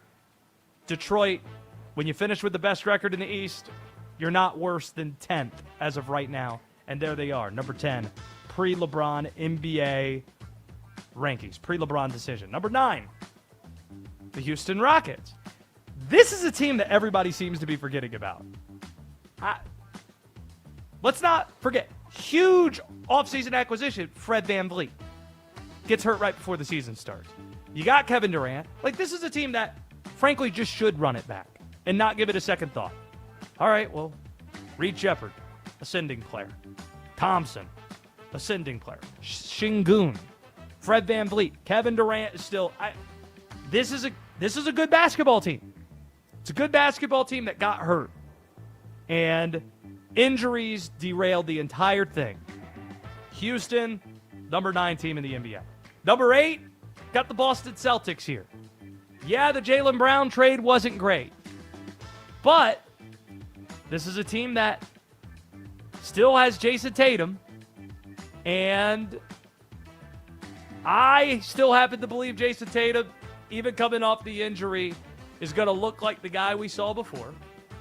And you got championship pedigree all over this team still. It's Derek White, it's Peyton Pritchard. You add Mitchell Robinson, who just won a title. They needed some help in the post. They got it. Paul George, he showed some things in the playoffs. This isn't a title contender as currently constructed. Not saying they are, just like not saying the Houston Rockets are. But are there 8 teams better than the Boston Celtics right now? Don't think so. Got to give them a little bit of credit, a little bit of due, a little bit of benefit of the doubt. Think they've earned that. Number 7, the Miami Heat. You got Giannis, and you got Bam, and you got hashtag Heat Culture and Eric Spoelstra. And I've loved Davion Mitchell since he was at college at Baylor, so I'm going to be a huge believer in his. I think with the core tenets of what Miami's put together, you give yourself a shot. And you take Miami right now slightly in front of the Boston Celtics, even though both those teams are kind of neck and neck, where it feels that they're a move away from being a team that could win the East. These are not title contenders as of right now. Number 6, you could say the same thing we just said about Miami and Boston in the form of the Cleveland Cavaliers. This is a team that went to the Eastern Conference Finals the year before that. Tremendous season as well, just didn't go well in the playoffs. You still have a lot of top-line talent all over this team. You still do have Donovan Mitchell, James Harden, Jared Allen, Evan Mobley. Can you win a title with this team? Again, probably not. But that doesn't mean you're not good. And there's a lot on this team to like. And if you add LeBron James to it, you move up even more. Cleveland in at number 6. Now let's get to the 5 teams that probably could win a title. The Denver Nuggets are at 5. And they're on the borderline here. But Nikola Jokic probably is the best player in the NBA right now. At least one of the top 2 or 3, obviously, in that mix. You still have that unstoppable pick and roll with Murray. You can't write off Denver. And re-signing Peyton Watson, that's good. They're one of the 5 best teams in the NBA. The New York Knicks are 4. Yeah, they just won the title, but have they gotten better? You're trying to retain things. You re-signed Jordan Clarkson today. You let Mitchell Robinson walk, obviously. Don't think that they've gotten better. They probably have gotten worse. And it's not like they're an overwhelmingly juggernaut type of team in the East. Don't view them that way. They were a team of destiny in the playoffs, thus okay putting them at number 4. Number 3, the Philadelphia 76ers. We talk about how Cleveland has high-end talent. Nobody has more high-end talent than Philly does right now. Maybe across the entire league, certainly in the East. When you now have Jaylen Brown, Tyrese Maxey, Joel Embiid, and VJ Edgecombe. And you have LeBaron Philon, who you want to talk about pro-ready rookies. Woo-wee! He can shoot it coming out of Alabama. You added Dean Wade, which is a good add. There's so much to like on this Philly team. Like Bona, you probably need to get some more help behind Joel Embiid, and you have the opportunity to do so with how good this team is. Number 2, the Oklahoma City Thunder. You got beat in the Western Conference Finals in Game 7 at home. Are you going to be a lot better than the team that beat you? Are you going to be better than what you already were? Probably. Chet Holmgren revenge season loading. Jalen Williams healthy. Maybe. It really is a two-team discussion of what is the top of the NBA. So they're number 2, which leaves the number 1 team in the NBA, the number 1 team pre-LeBron decision, obviously is the Charlotte Hornets. That was just for Denton Day. Just audience of 1. I mean, they won the Summer League title last year. Look at the record down the stretch. It's San Antonio. Lost their best player, though. Good point. Great argument. They did lose LaMelo Ball. Makes things tough. San Antonio, the Spurs, they're number 1. D-Day, what objections do you have to this list? Boston existing on the list is disgusting. I don't know how you look at that roster with Jason Tatum coming off an Achilles injury and being like, yeah, they're still good. What? I mean, Houston's at 9. Cleveland without LeBron and James Harden is 6. Like, what? Outside the top 5, you're going to have to, like, hold your nose a little. Like, who are you putting above these teams? Orlando, potentially. Oof. I mean, if you want to give me Charlotte over Boston, I'll hand it to you. Indiana? Indiana was that. A consideration. I can't knock Boston for trying to run it back with a guy on a bad Achilles, then be like, actually, I love Indiana. That would be not great. Oh, that's great. Outstanding. Do folks still want in Baltimore on the retired jersey number? Is this someone making a case for Ray Lewis to be retired league-wide again? That'd be great. You know what? I'm going to use that as a tease. Let's find out if that's the case. 310-840-4910. Also, Vegas Summer League opened up tonight with the number 1 and number 2 picks facing each other. How'd they do? We'll tell you, and we'll react to it next on Westwood One Sports Night. This is Westwood One Sports.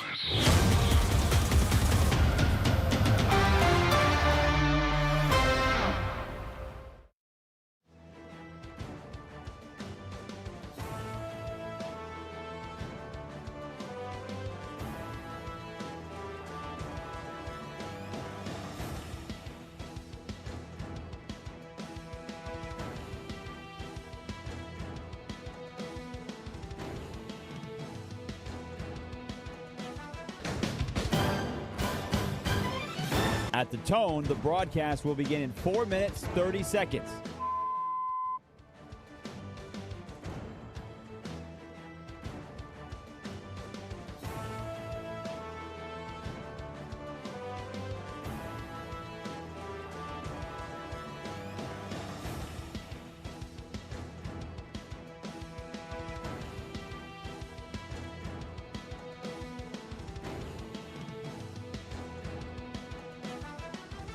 At the tone, the broadcast will begin in 4 minutes.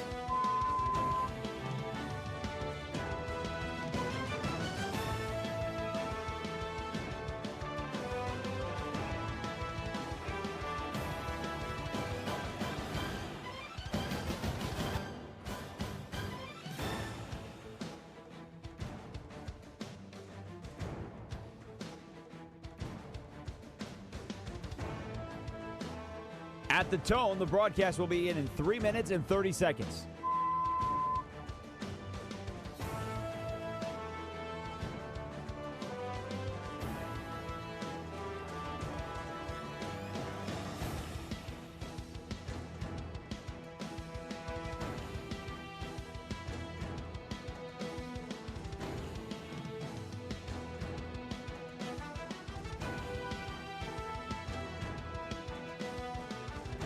At the tone, the broadcast will begin in 3 minutes.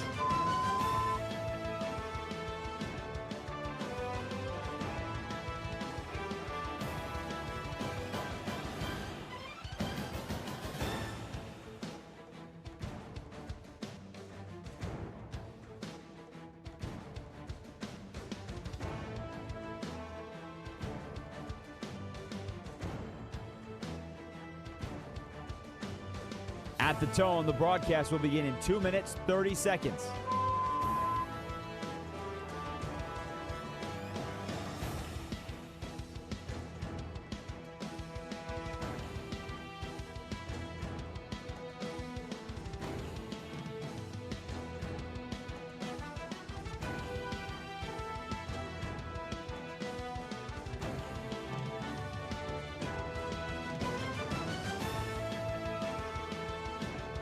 the tone, the broadcast will begin in 2 minutes.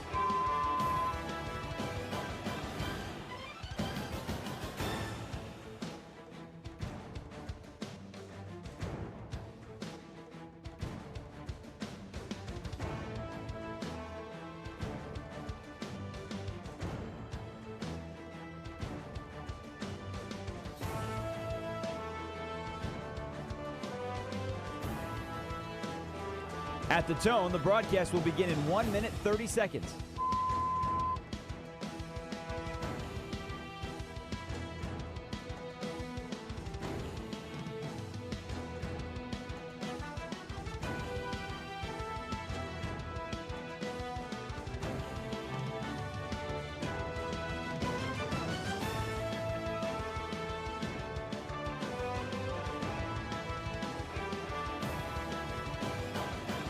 At the tone, the broadcast will begin in 1 minute.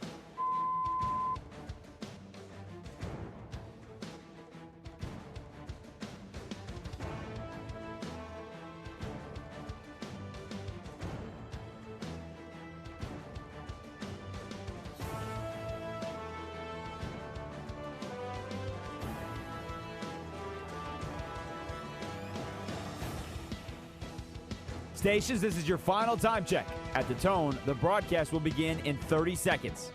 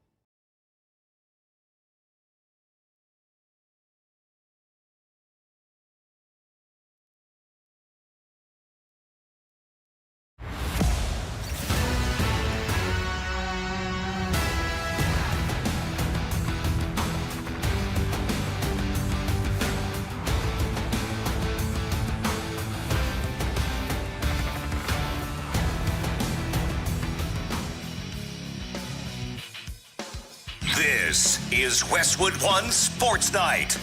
Here's Josh Graham. Waiting with bated breath. There was a suggestion in Charm City, where I was born, from a caller that Ray Lewis, perhaps, should have his number 52 retired league-wide. Little bit of a homerdom pick, because right down the road from Baltimore, in our nation's capital, John Riggins, number 44, somehow had not been retired. It's going to be this upcoming season for Washington. And that's sparked some conversation. Was about to say in the DMV, but apparently Baltimore doesn't count. One of the dumbest things ever. Let's go to Corey, who's in Baltimore. Corey, are you about the second Ray Lewis's 52 being retired league-wide, or were you like me, surprised that John Riggins, number 44, wasn't already retired? Time out, my man. Time out. Now, I call up here enough to where, so you should know, man, I am a diehard Colts fan, brother. So, no. There you go. So that guy that called up about that, man, he's still smoking on that FIFA weed, still watching the World Cup, watching the United States playing Belgium. Dude, come on now. I mean, he is the greatest linebacker, but across the league, hell no. Can I tell you something? My dad was the biggest Baltimore Colts fan there was. He was there at the Ghost to the Post game, the AFC Championship. I forget if it was 76 or 77, but Burt Jones, number 7, was his hero. Okay. And thus, yes, go Colts, go. Yeah, hell yeah, you're already, man. But besides the point, let's get back to the Commanders as far as John Riggins, man. I swear for goodness, man. Dan Snyder just dropped the ball from that. So, I mean, that man is a Washington Redskin. Him and their offensive line, when they call themselves the Hogs, before they changed that name, every last one of them should have had that number retired, man. Them dudes were a beast, man. You know what I'm saying? They just dropped the whole ball on that right there, man. They should have retired them guys' numbers well before they came to Commanders. Now, for the hear Baltimore Orioles, man, for the Baltimore Orioles, oh, man, my O's, man. Now, Talk to me.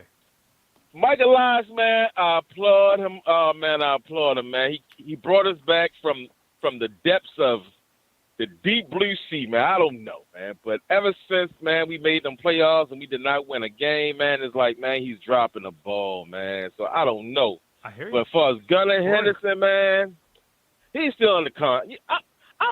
I'm a big fan of being under contract. If you're under contract, you're going to play that contract out. You're going to show me that you're going to be worth this so-called more than Shohei Ohtani.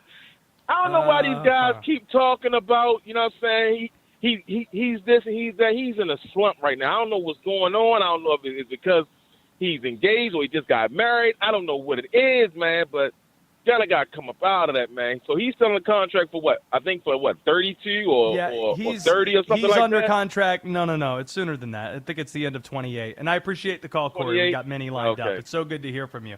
But, Corey, I'll say this. The Orioles, if I remember correctly, had Manny Machado tear his ACL 15 or so years ago. Maybe like a dozen years ago. And then they tried to act like the Yankees, hoity-toity, and say, you know what, we want to see how he responds to the ACL recovery before we give a guy a contract. No, you're the Orioles. Buy high or buy low. Right? When things are bad, hey, that's when you start having the conversation, so that way the guy signs long-term. Gunnar Henderson's 25 and a freak. If you could extend him, do that. By the way, we have our pre-LeBron decision NBA rankings in. It's Detroit 10, Houston 9, Boston 8, Miami Heat 7, Cleveland Cavaliers 6, Denver Nuggets 5, New York Knicks 4, Philadelphia 76ers 3, Oklahoma City Thunder 2, San Antonio Spurs number 1. That's our pre-LeBron decision NBA rankings that will change once LeBron figures out where he's playing basketball, and getting a lot of reaction to it. D-Day doesn't like the fact that the Celtics are in at 8 or are on the list at all. Let's go to Johnny, who's in Atlanta. Johnny, before we get to B-Dot, most entertaining guest in sports talk, that's going to join us 15 minutes from now. What do you think about our list? I got 3 teams I would like to replace 3 teams with. The first team I would like to replace is Detroit Pistons. You lost your second leading scorer in the playoff, Tobias Harris. You added John Collins, and you re-signed Kevin Huerter. You lost Beach Stew. So guess what? You out of the playoffs. You need to be replaced by the team that should have put you out of the playoffs. Is the Orlando Magic. They got a new coach, and they still got the same squad.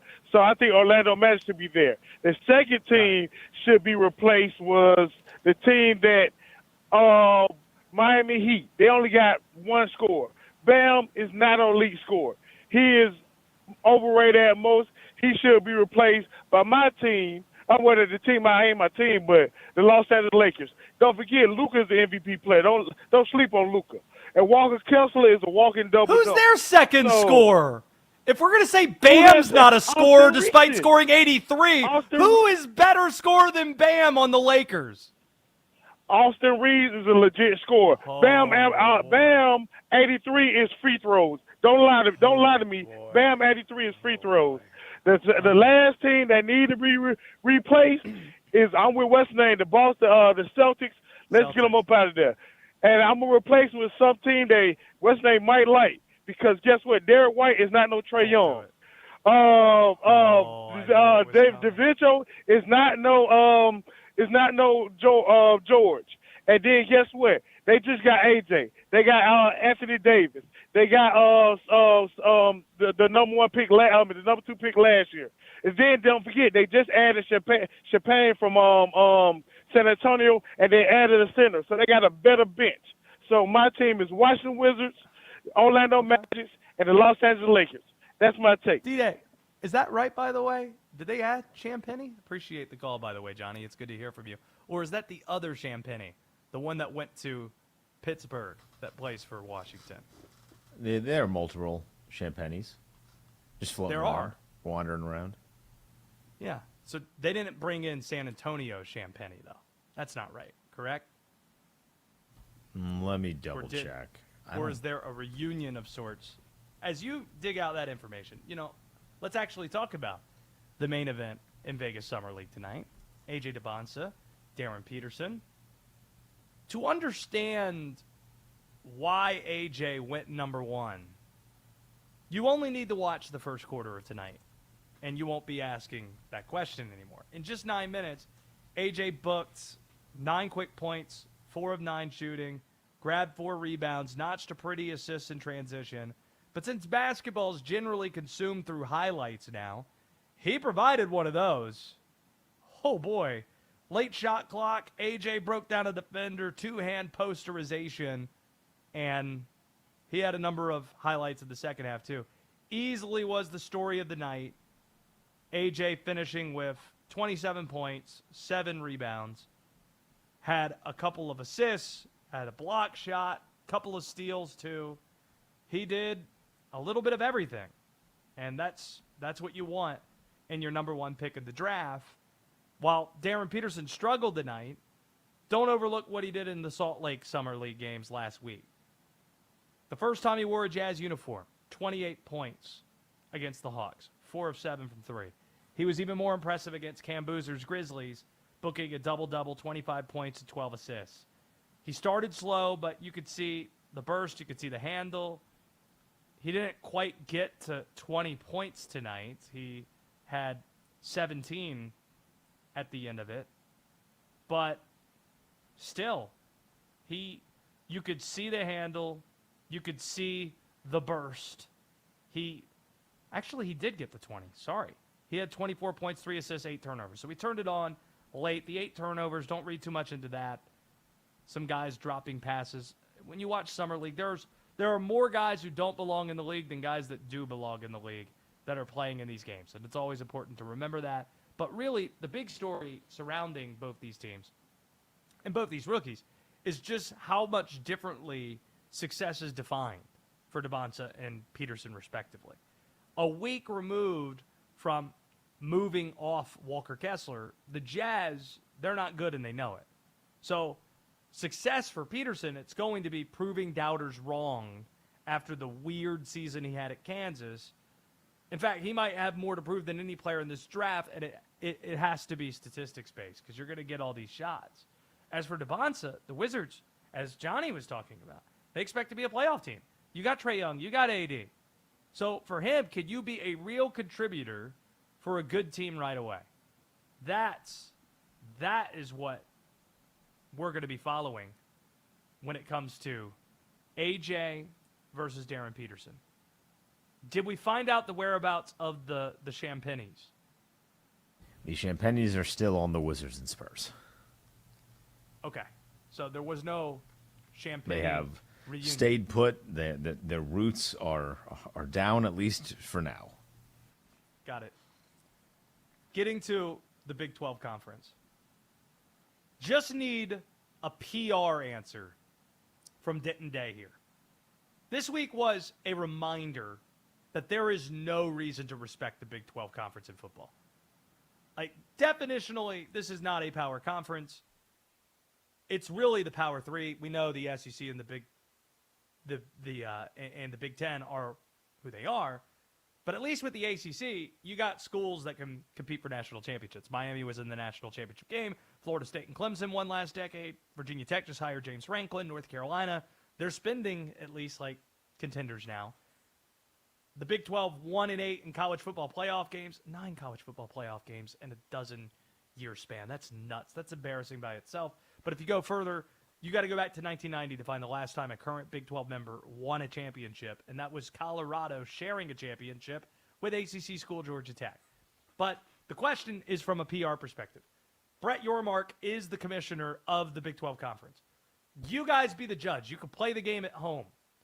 Which answer is more embarrassing for the Big 12 Conference? You knew he was going to be asked about Brendan Sorsby. That's been a black eye on the league. Texas Tech, tentpole school, went to the playoff last year, biggest spender. You had the Sorsby court thing. You had Cody Campbell putting his foot in his mouth. Joey McGuire. Don't get us started about the 30-minute video that had the board and all. So you knew you were going to be asked about it if you're Brett Yormark.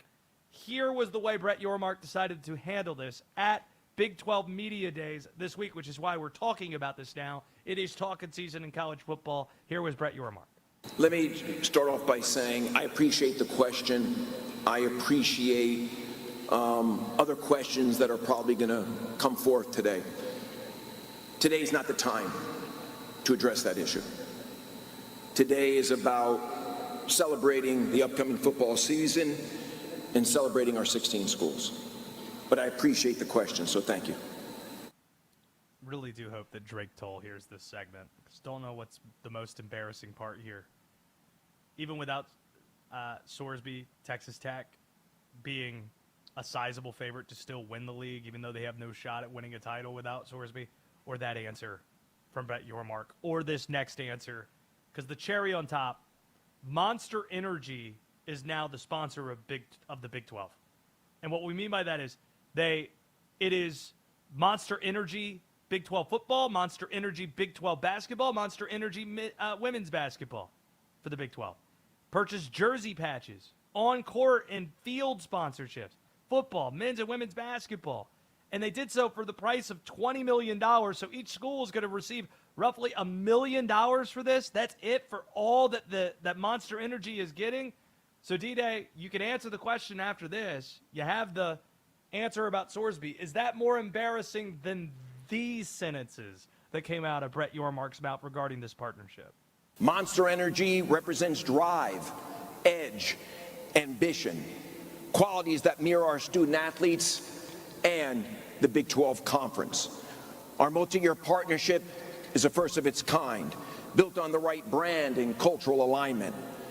Monster Energy is the #1 energy drink domestically and will take this conference to places it has not been before.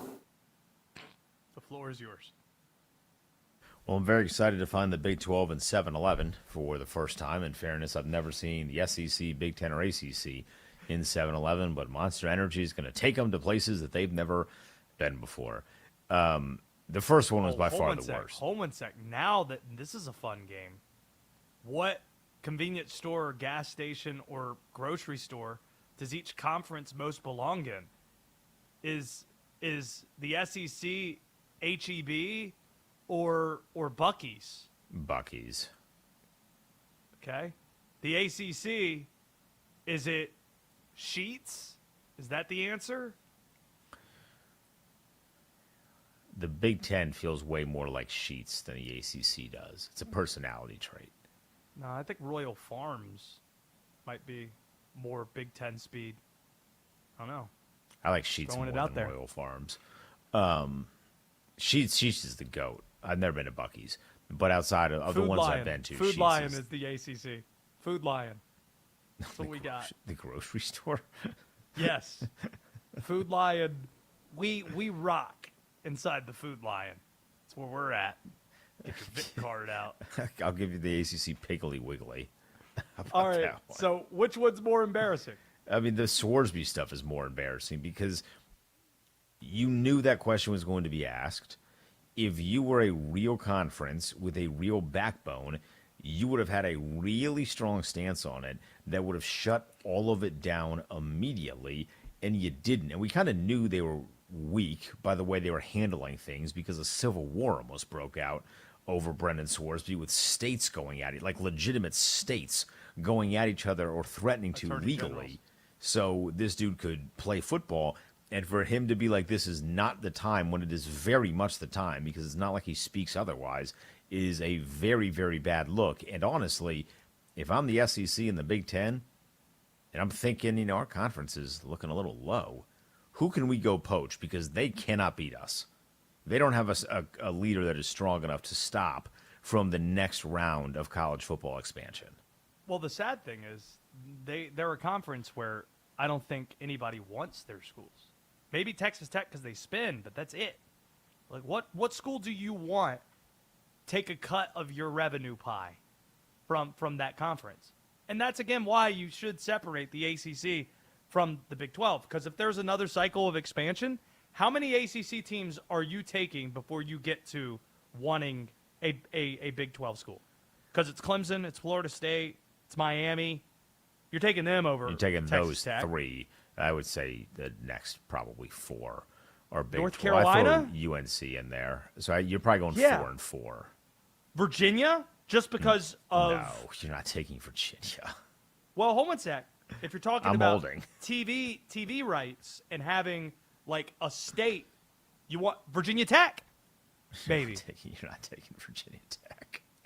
I mean, if James Franklin can really turn the ship around, sure. I think Is most Virginia Tech crazier than Texas Tech? I'm just spitballing Yes. here. I put them in it's crazier similar than Texas categories. Tech because the very But least North Carolina Texas over Tech Texas Tech. Duke? Duke?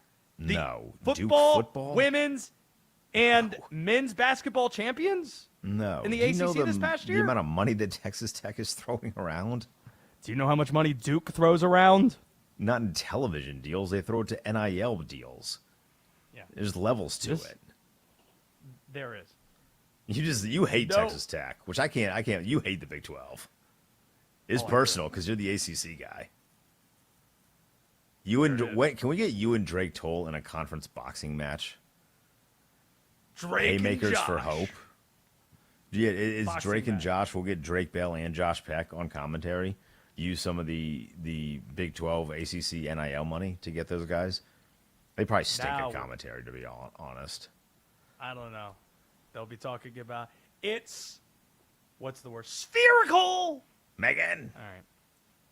No guest in sports talk is more entertaining than B-Dot is. Also, no guest cares more about Summer League basketball than he does. Dot will join us to talk ball and take us to grammar school next on Westwood One Sports Night. Westwood One. We love sports. We love to laugh. We love hearing from you. Talking sports with you, not at you. This is Westwood One Sports.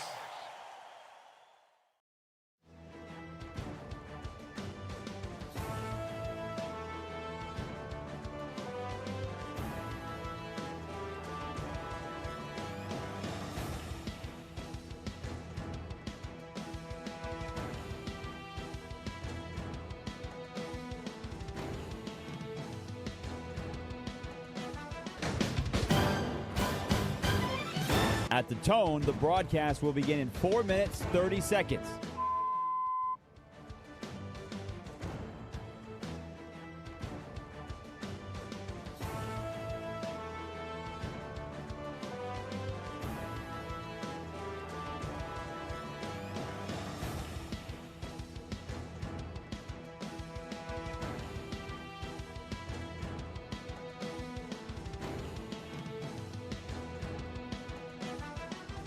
At the tone, the broadcast will begin in 4 minutes.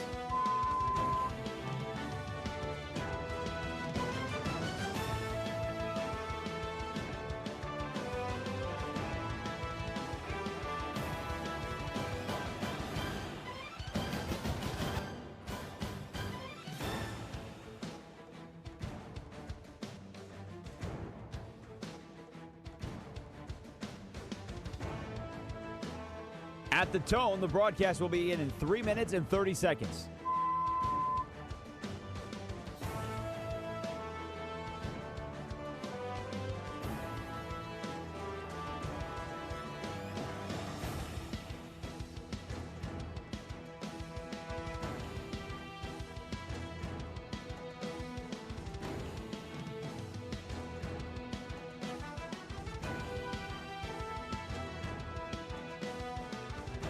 At the tone, the broadcast will begin in 3 minutes.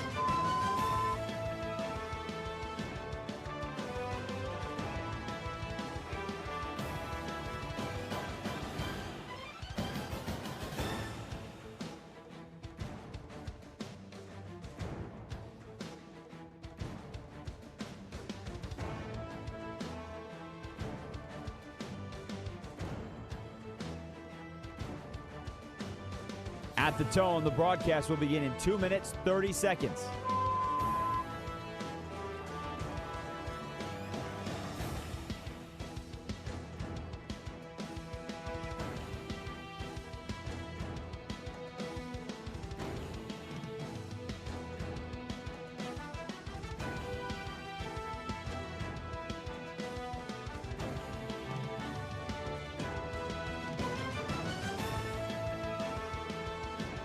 At the tone, the broadcast will begin in 2 minutes.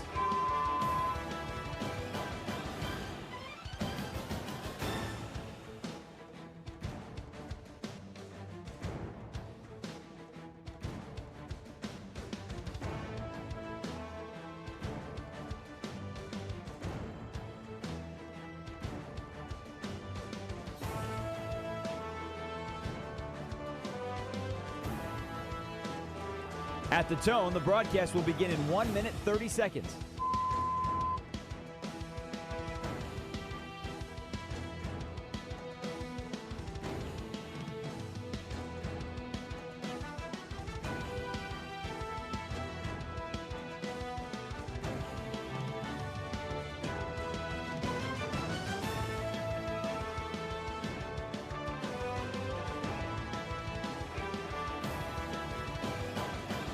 At the tone, the broadcast will begin in 1 minute.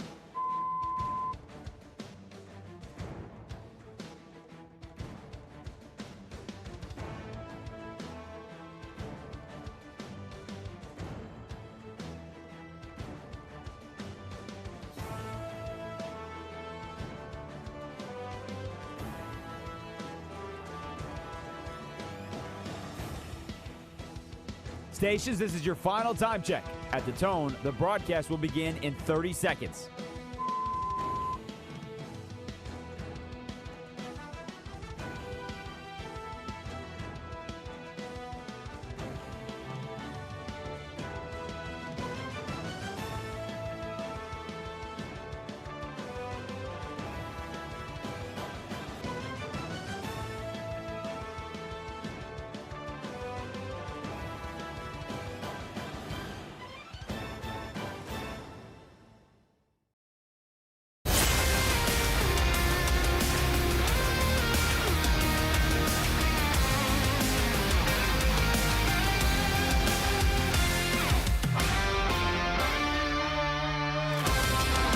This is Westwood One Sports Night. Here's Josh Graham. The most entertaining guest in sports talk is B-Dot. He'll take us to grammar school shortly, as he does here every week on Westwood One Sports Night. But before we do so, we need Dot's opinion on a topic we already spent quite a bit of time discussing. After scratching off the Nuggets last night, there are, according to Shams, 5 teams in the LeBron James sweepstakes at this point. The Cavaliers, the Heat, the Sixers, the T-Wolves, the Warriors. Which team has the best shot at contending for a title if they were to add LeBron, you think? I really like the idea of LeBron in Minnesota, but I just think that's just my fandom. I don't think that really moves the needle in the West per se. I definitely don't think Golden State. 76ers, it seems like it's a little too congested. Like the 76ers are making a bunch of moves, but with the moves they've been making, I don't know who they would have to give up, if anybody, to get Bron. But this is speaking as if Bron can just go and just be put on any team as they already are fit. I think the 76ers, and just because the 76ers already look like they're smoking, Josh. Like the Cavs, I just don't know what it looks like with Donovan Mitchell and James Harden and Bron. I'm not sure.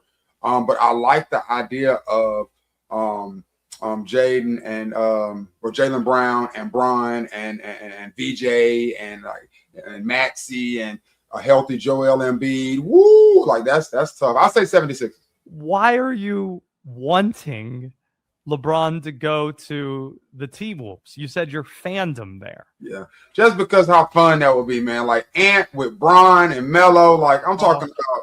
That's just fun to me. That's video game. That's like if you thought LeBron wanted to choke out J.R. Smith, like the meme where he has the hands outstretched in game 1 of the finals. How many games before we get the LaMelo Ball meme? Yeah, they're too young. They're too young, and there's like too many highlights and that type stuff. Like I think I don't think that will fit Bron's character going to Minnesota. But again, on some video game, Josh, if I got Melo, Bron, and Ant-Man, oh my gosh, like that's prime. I don't care where they're playing. You want to go and see that game, man. Like that's just fun on the court. But I don't want to see old man, father time team, nursing home, handicap hooping in Golden State. I'm not trying to see any of that foolishness. B-Dot's with us. He's the most entertaining guest in sports talk. We'll get to grammar school in just a second.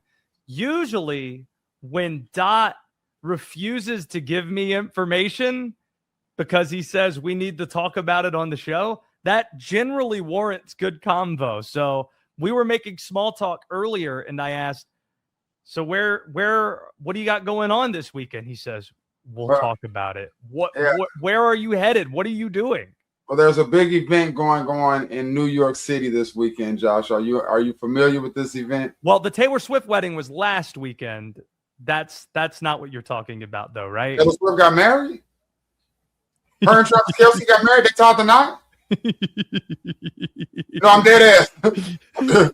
Oh, you haven't heard? Your algorithm's different than mine.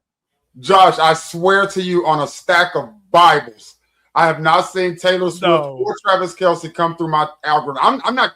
The only thing on my algorithm is a radio personality that I respect in Atlanta going through some horrific situation. I'm telling you. And Summer League basketball, you right now are just telling me, educating me. D-Day, do you believe B-Dot, or is this a bit? Do you think he knew that Taylor Swift and Travis Kelce got married? If what he's saying is correct, I am immensely jealous of his timeline. Bro, I swear on my children, Josh Graham. And what's crazy is the pastor at this church I go to, she was preaching this past Sunday, and she made a reference. She was referencing to something in the Bible days. And she was like, that would be like if Kendrick Lamar and Drake made a record together, or if Tay and Travis had a small wedding.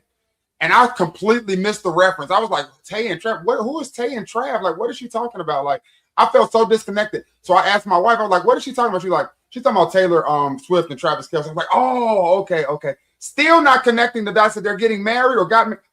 You just educated me, Josh. I swear to God. They had 1,000 people at this wedding. It was at Madison Square Garden, B-Dot. It was an MSG. Josh, I swear. And I know people probably think that I'm capped. I swear.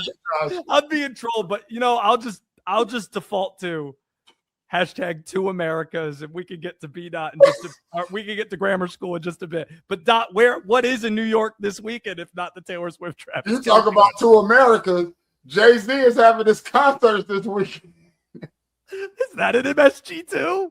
No, it's at Yankee Stadium. Oh, he's doing the 30-year anniversary for Reasonable Doubt. That was the very first album he ever dropped in 1996. So this is the 30-year anniversary. And then in 2001, he dropped The Blueprint. So Friday, he's doing the Reasonable Doubt show. Saturday, he's doing the Blueprint 25-year anniversary for that album. And then on Sunday, he's doing Extra Innings. And we have no clue what to expect for that. So I'm going to be there Saturday night. The Blueprint is my favorite album of all time. Jay-Z is my favorite rapper of all time. After this concert Saturday, Josh, I don't ever have to go to another concert in my life. Oh, my God! Excluding songs that he's featured on. So just talking about songs that are on his album that are his songs. We might have discussed this, but Heart of the City is a personal favorite of mine. Do we count Swagger Like Us? No. It's just as much. No, that's just as much him as it is Wayne or Kanye. Swagger Like Us. There's so many great verses in that. You just don't even know who has the best verse in that song. But Renegade, I'm wondering if he's going to bring out Eminem on stage with him to do Renegade. Oh, my God. Can you imagine? Since I'm in a position to talk to these kids and to listen, I ain't no politician, but I'll kick it with them a minute. Since they call me a menace. And if the shoe fits, I wear it. But if it don't, y'all will swallow the true grin and bear it. I cannot wait. I'm going to lose my mind. And to the is all, B. To the is all. Thank you for coming to the greatest wonder of the world. You could have been anywhere in the world, but you're here with me. I appreciate that. Yeah. Do you want to hear my very limited Jay-Z impression? You want to hear it? No, not really. I don't want you to ruin this moment for me, Josh. I don't want to hear the Jay-Z impression. Can we just get to grammar school? Then I won't do it. Let's get to grammar school. Would you like to explain the rules to grammar school to the uninitiated? Yeah, grammar school is simple. I give Josh 3 words or phrases from the urban vernacular. If he gets 2 out of the 3 correct, then he gets a satisfactory grade in grammar school. Again, this is not race specific. And to prove that, he has a lifeline. His lifeline is Double D. Yes, sir. Our producer. And our producer just happens to be a white guy, but he's way more swaggy than Josh. And if you're looking online, you can see that when he pops in every now and then. So Josh has one lifeline. He has to get 2 out of 3 correct to get a satisfactory grade. Now, Josh.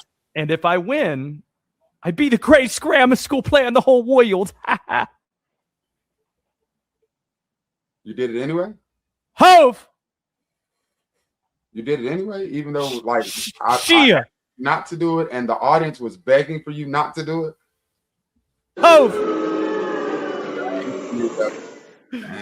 Okay, what is, someone wanted that. Now, because I am going to New York, I thought it only right that I give you New York slang. Oh, here we go. It's only right. Like, I figure if I'm going to New York, I need to know what so I have to get up on something. So if somebody says that somebody was grimy, what does that mean? They're grimy. Grimy. By the way, another Jay-Z favorite, my senior year in high school, right when I was about to graduate, Young Forever dropped. So that was a big one for me as well. I love girls, girls, girls, girls, girls. I do adore. And put your number on the paper because I would love to date you. Holler at you when I come off tour. I'm going to say grimy means that you're slimy or untrustable. Like you're not trustworthy. I'll give you that. It's a backstabber. I'll give you that. Yes. Good job, Josh Brown. Good job, Josh Brown. I've heard that in context before. I've heard that people are grimy. Grimy. Yeah. So I'm about it. Okay. If somebody asks you what's today's mathematics, how do you respond? Today's mathematics? Gosh, man, I went to East Carolina University in Greenville, America, and they didn't teach mathematics there. Huh.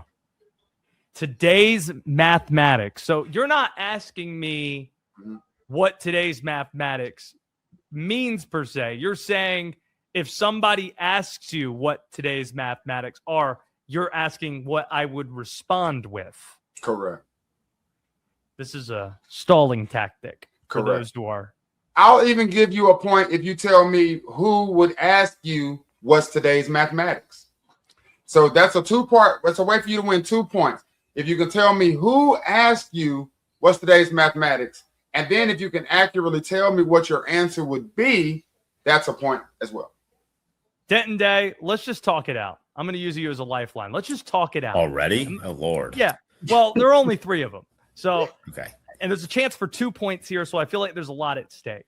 When you hear today's mathematics, what are you thinking about, my swaggy friend, as Dot put it? Well, I mean, you have to think about the context of how you're being spoken to. So if someone's coming up to you and they're potentially starting a conversation with what's today's mathematics, think of it of how you would start a conversation with someone that maybe is not familiar. Like, how are you just walking up to people asking a litany of random things, or is there like a general theme? So you're thinking, and by the way, you could just tell me what you think the answer is without a hint. I think it's what's the word? What's going on? Yeah, like what's going on? I like what's that. What's the truth? What's happening? But then he said the second part. Dot, you said who might be asking you? Is that the way you put it? Yes. Okay. So are you thinking like the homies is the answer to that, D-Day? That's all I talk to is the homies. Pretty introverted elsewhere, so I would agree with that. I like that. Thank you, D-Day. That is a great use of lifeline. I hope.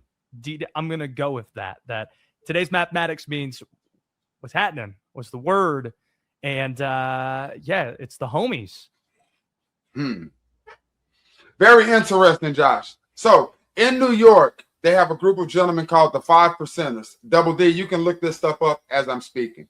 They have a group called the 5 Percenters. The 5 Percenters are a deep, deep group of gentlemen, and every number has a meaning, Josh. For example, 0 means cipher, 1 means knowledge, 2 means wisdom, 3 means understanding, etc., etc. So if one of these very high intellectual gentlemen of the 5 Percenters comes up to you and says, what's today's mathematics? The fact that today is 7/9, you would respond with, today's mathematics is God born.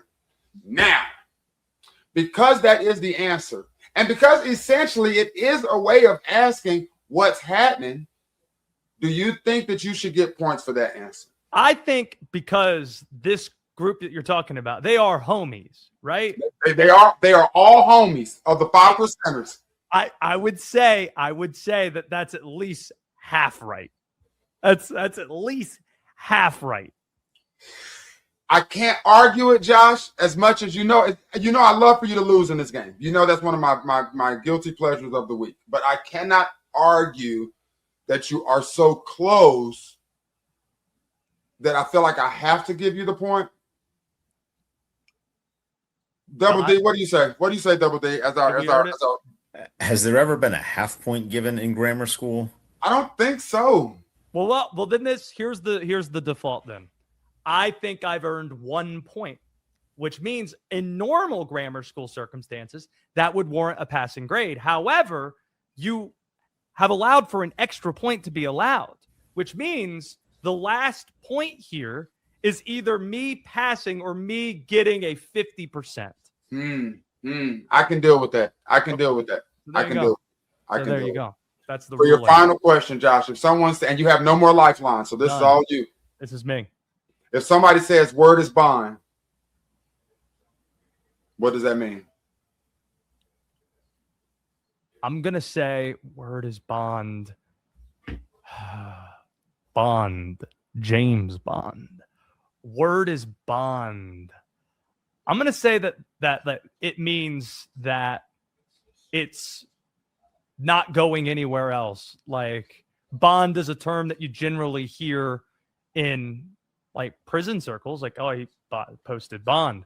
So that means like it's so you can trust that this is going to stay between us. It's bond. Like you can trust that. Bond. Is that your final answer? Yeah. Are you sure? Mm-hmm. You are 100% correct, Josh. Word is bond means my word is true.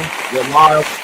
My word, my boy. Congratulations, Josh. And then went 4 for 4. 4 for 4 like the good days to win. Impressed, man. I'm impressed. Here's something you need to know about Dot, other than the fact that he loves Jay-Z. You also need to know this, that there's no one who pays closer attention to Summer League basketball than B-Dot does. Lover of Summer League, Vegas Summer League, of course, starting tonight. Dot, since you're a diehard North Carolina fan, how locked in will you be watching Tar Heel Caleb Wilson's Chicago Bulls facing Blue Devil Cam Boozer's Memphis Grizzlies on Friday night?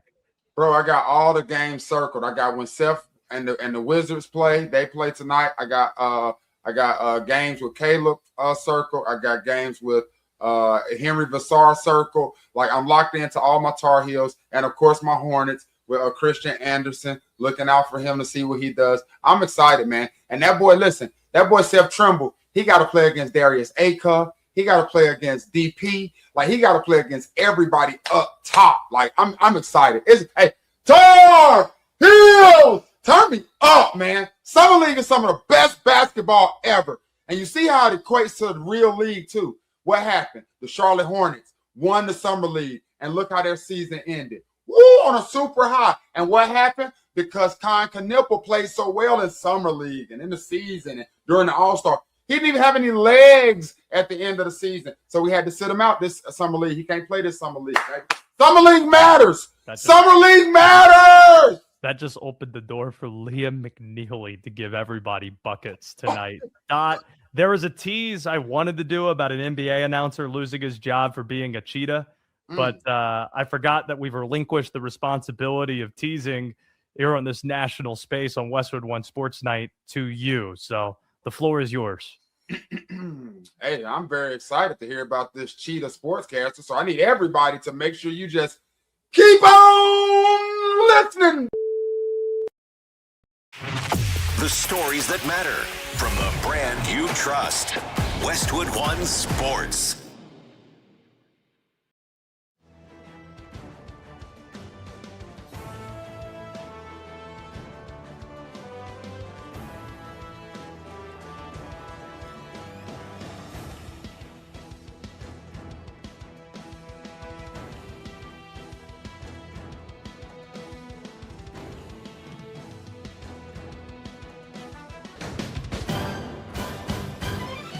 At the tone, the broadcast will begin in 4 minutes, 30 seconds.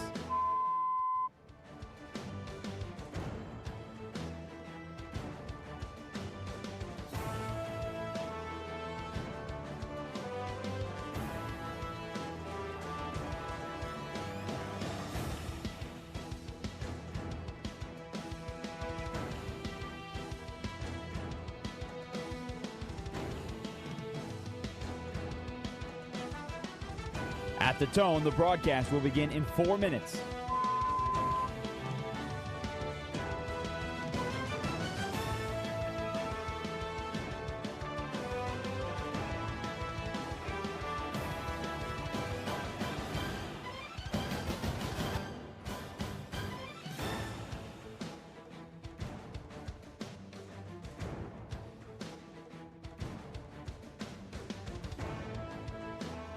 At the tone, the broadcast will begin in 3 minutes and 30 seconds.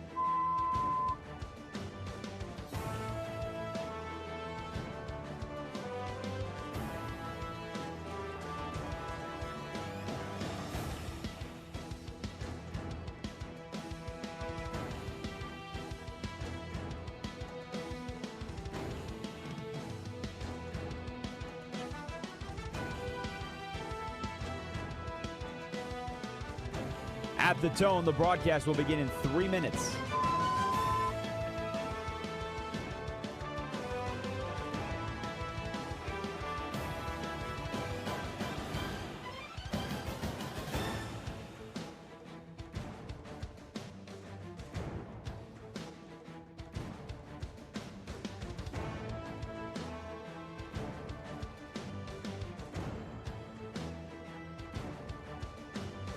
At the tone, the broadcast will begin in 2 minutes, 30 seconds.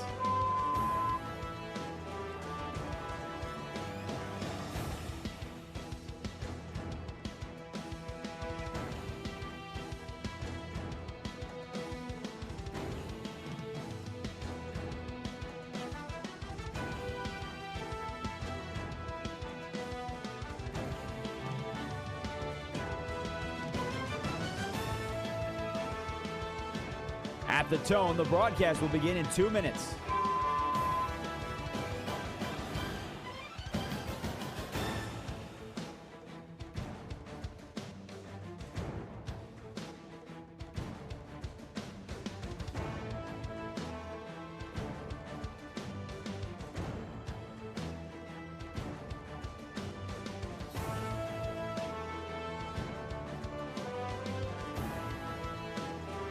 At the tone, the broadcast will begin in 1 minute, 30 seconds.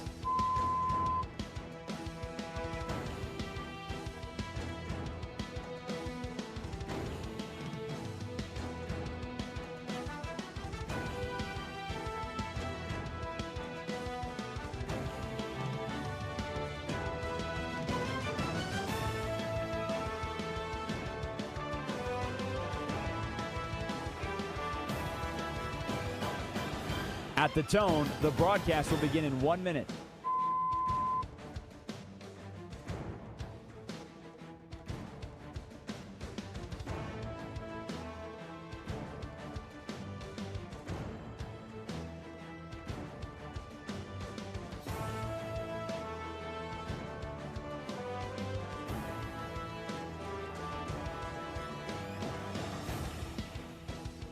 Stations, this is your final time check. At the tone, the broadcast will begin in 30 seconds.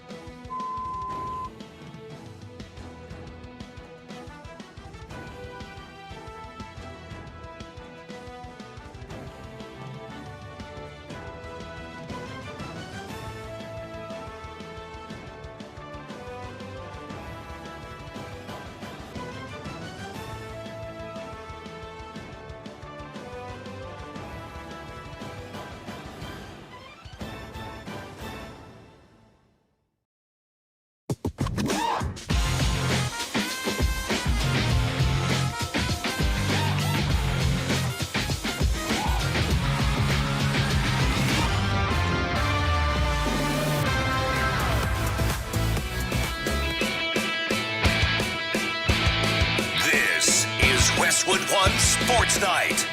Here's Josh Graham. So apparently, Denton Day, you could get fired at your job for cheating on your girlfriend. That's what we learned when it comes to Spurs play-by-play man Jacob Toby, who pretty obviously had his phone hacked by his now ex-girlfriend, posting on his accounts outlining that he had cheated on her with the sister of a player on the Spurs. Who was this player again on the Spurs?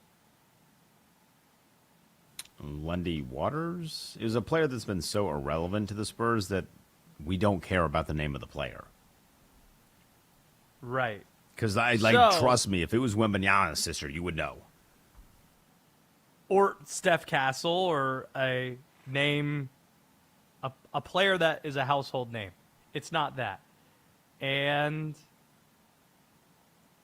this girlfriend posted pictures that, for whatever reason, the girlfriend found and had access to of them in a photo booth, kissing one another.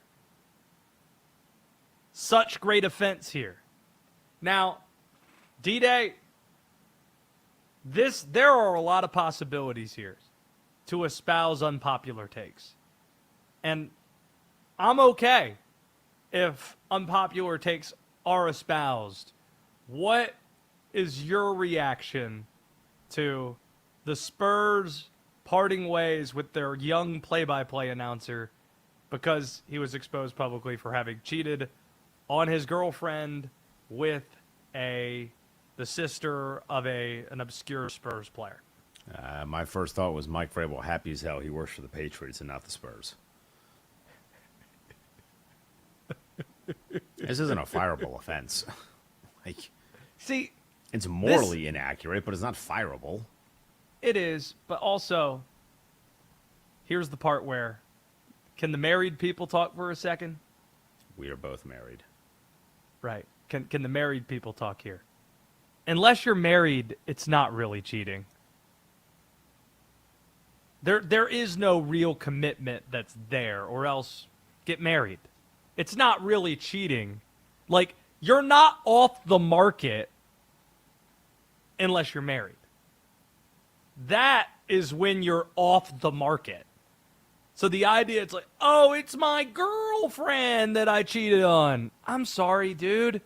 Or I'm sorry for the girl. I feel bad for you.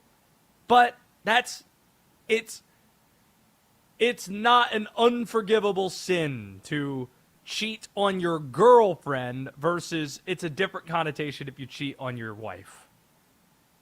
If you cheat while being married.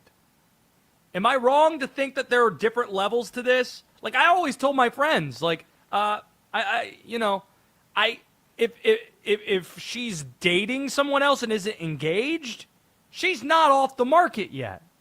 She isn't. So shoot your shot if you want to, and then she can make decisions. Your girl, Josh Graham over here. No, he's trying to get with anything that breathes. No, I'm saying if you really want to lock it down, lock it down.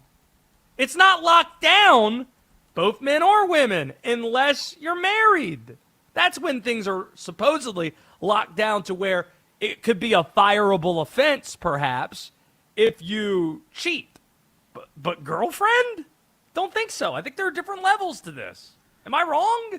Well, you're wrong because it shouldn't be a fireable offense in either situation unless it's someone in the building. So unless the sister works in the building, what is the fireable offense, whether they're in a relationship, dating, married, engaged, whatever you consider, it's still cheating if it's a girlfriend, but it's not a fireable offense.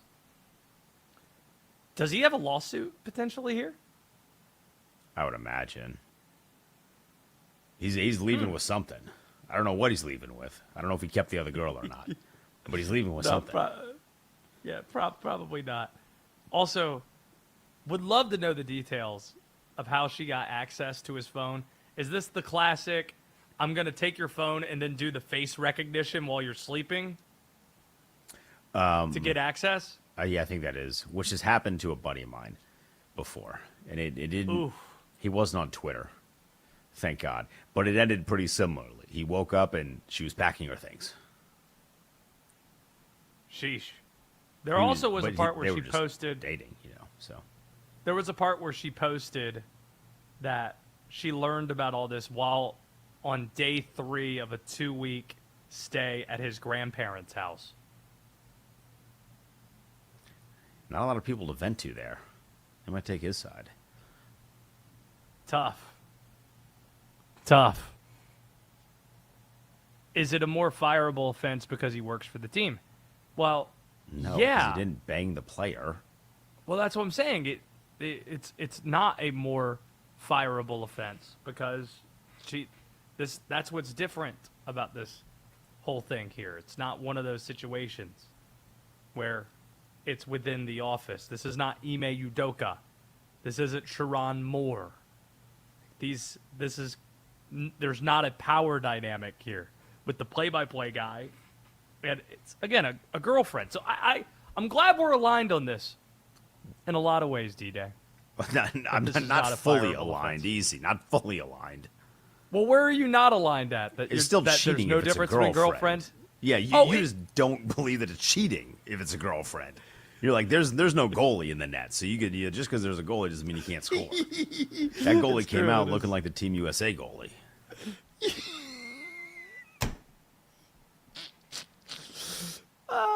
Make sure you're subscribed to our podcast and YouTube channel, searching Westwood One Sports Night. Speaking of USA Soccer, we just received specifics on Christian Pulisic's injury. So how does that affect the way we think about the criticism he's faced? That's next. This is Westwood One Sports.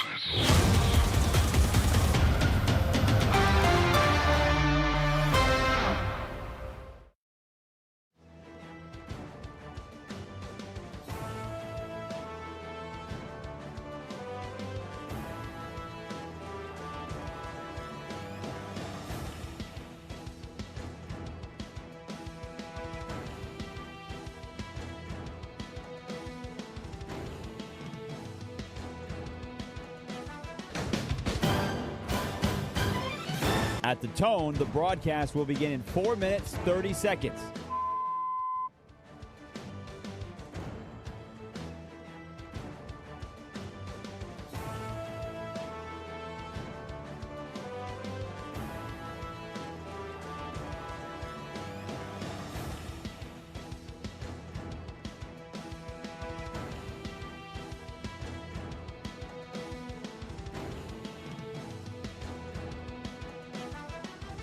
At the tone, the broadcast will begin in 4 minutes.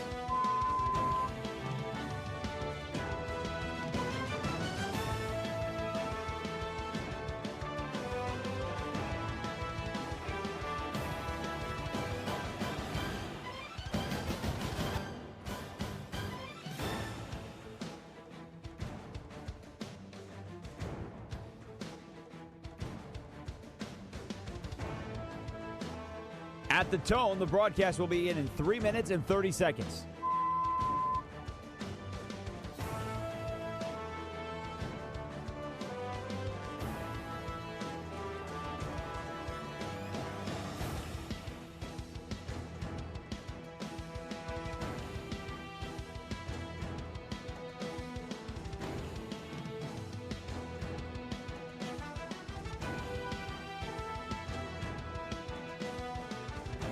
At the tone, the broadcast will begin in 3 minutes.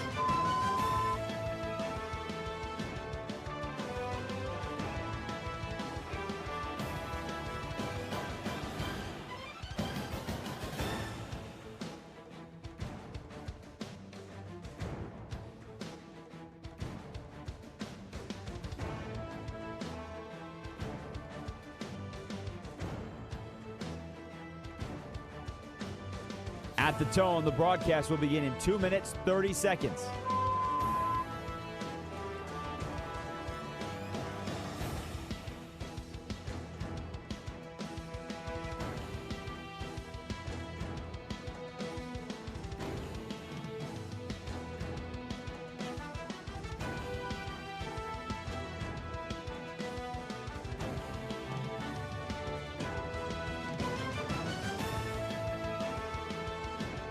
At the tone, the broadcast will begin in 2 minutes.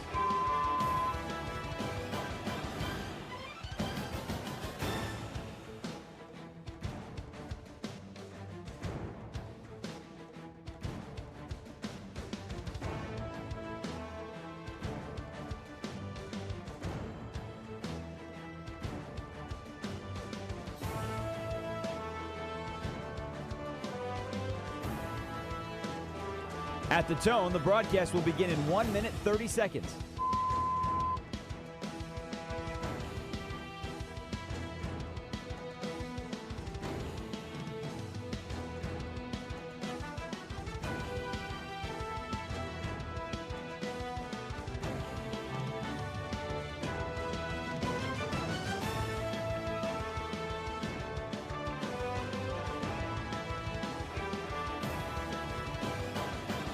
At the tone, the broadcast will begin in 1 minute.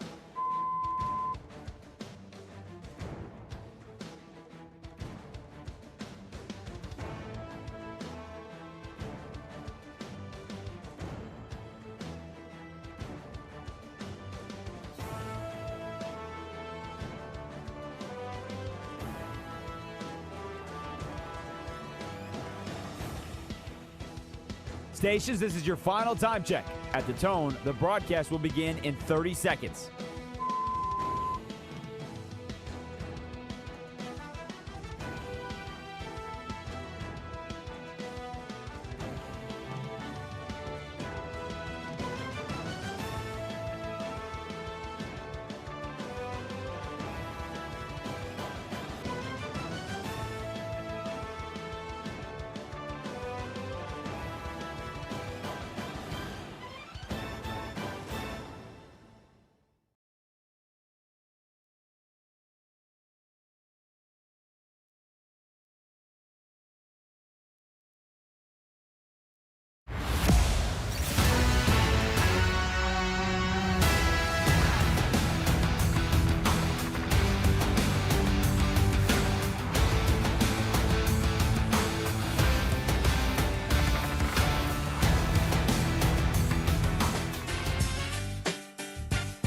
This is Westwood One Sports Night.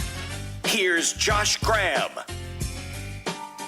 Say what? 20 minutes from now, top sound of the day. Say what? Also is what former Spurs play-by-play announcer Jacob Toney probably said when he picked up his phone following his ex-girlfriend hacking it in the middle of the night to post about how he had cheated on her with the sister of a Spurs player. Certainly, opinions can be had on the subject. 310-840-4910. Chance in Alabama has thoughts. Chance, where are you at on this? You know, I've heard so many different takes on this, man. Here's my take. Cheating's terrible, man. I've been cheated on before, and it hurts. And a lot of justification out there is, hey, they weren't married. Give me a break. It still hurts. But my point is this. The Spurs did the absolute right thing firing this guy. It's a bad look on the organization.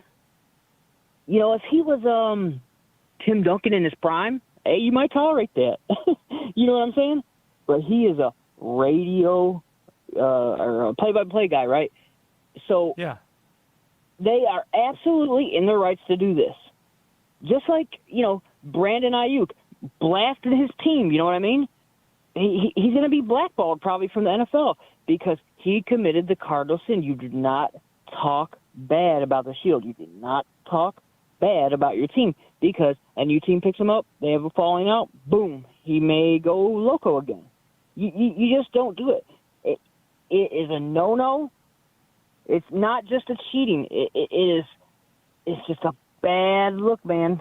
It's a bad look, you know. And who cares if they're not married? I mean, who cares, man? I do. Why? Because marriage is the commitment. Girlfriend is however you're feeling that day. If you want to break up that day, then you're broken up. I'm not saying it doesn't sting. I'm just saying that it's a different standard. It's a different standard for marriages than it's my girlfriend. Sorry. Well then break up and sleep with who you want. You know, do what you want, man. There you go. And like I said, he's not Tim Duncan in his prime. He is a play-by-play guy. Let him go. You know, he's not even a Patriots head coach, who is a pretty darn good coach to the NFL. You tolerate it for great players. You tolerate BS on good players, good coaches. But this guy, I mean, he is not Vin Soley. I mean, he is not some legendary play-by-play man. So see you later. Hasta mañana. Now you have me thinking and giving me a ton of ideas, which is a bad idea. Thank you, Chance. Appreciate the call from Alabama. Just since we got a Dodger fan and Oliver here, I love Vin Scully more than anybody else. If 80-year-old Vin Scully did this, they're not firing Vin, right? No. You stand by Vin. If that happened with Vin. They named the freaking road that leads up to Dodger Stadium after Vin. You stand by him. That's what you do. Now this is a fun game, D-Day. This is a fun game. What noteworthy play-by-play announcers have enough standing with their teams that they could get away with this? Breen? I still don't understand. I'm losing the grip as to why the firing took place.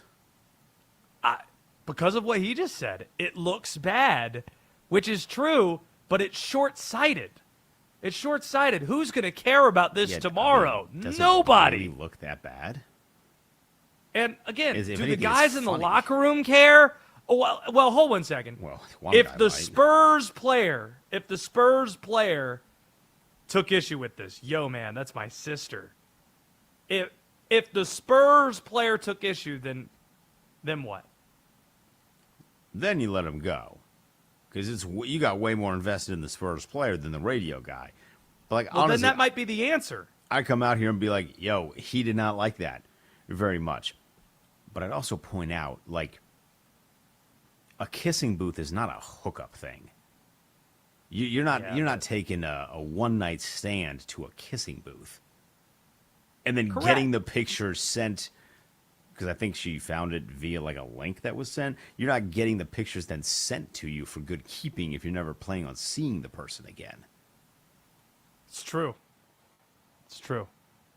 You're asking the right questions. You're hitting the right subjects. The Knicks aren't firing Breen if Breen does this. It's not happening. Don't think so. Are there other, nationally speaking, locally relevant announcers that we should be talking about?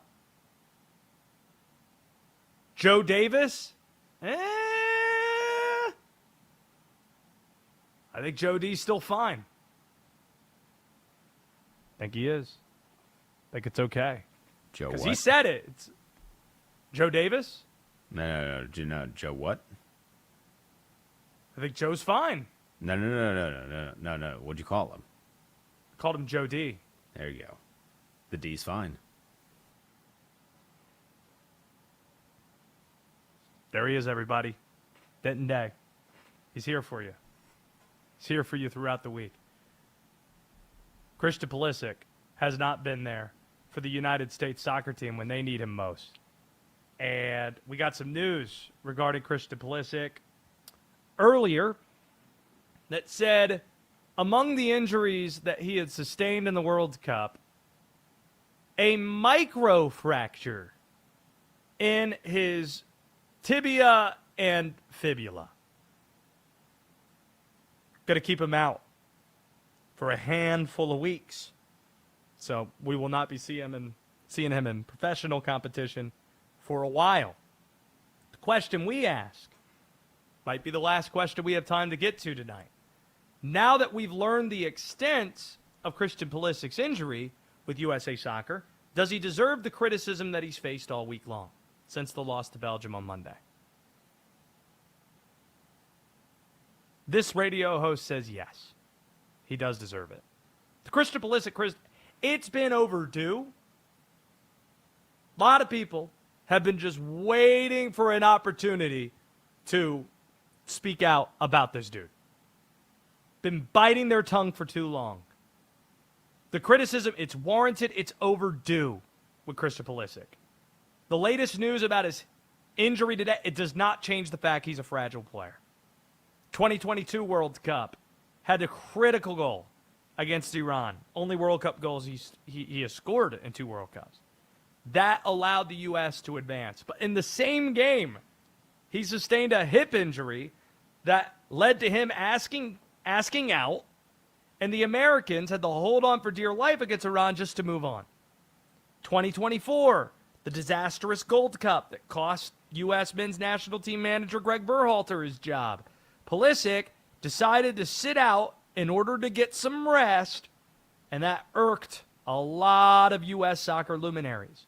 This latest injury, it happened when he swung his leg into a Belgian player, not the other way around. So if you continually prove to be unavailable, then you can't really be relied on moving forward. Honestly, the real issue is that Christian Pulisic hasn't done enough to earn the benefit of the doubt from anybody. It's certainly not to be considered the greatest U.S. soccer talent of all time, a title that's been bestowed on him by many. The on-field production hasn't been there. 4 starts, no goals, 1 assist in this World Cup. A non-factor in the Belgium match before getting banged up. Then afterwards, he's doing media. I think it's Jenny Taft that's talking to him.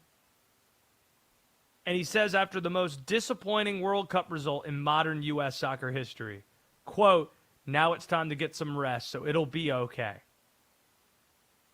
Matching comments he had when resting in the 2024 Gold Cup.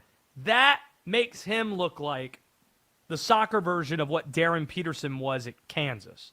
Load management, asking out because he has no pain tolerance, and then letting us know just how painful it was, just how hurt he is after the fact.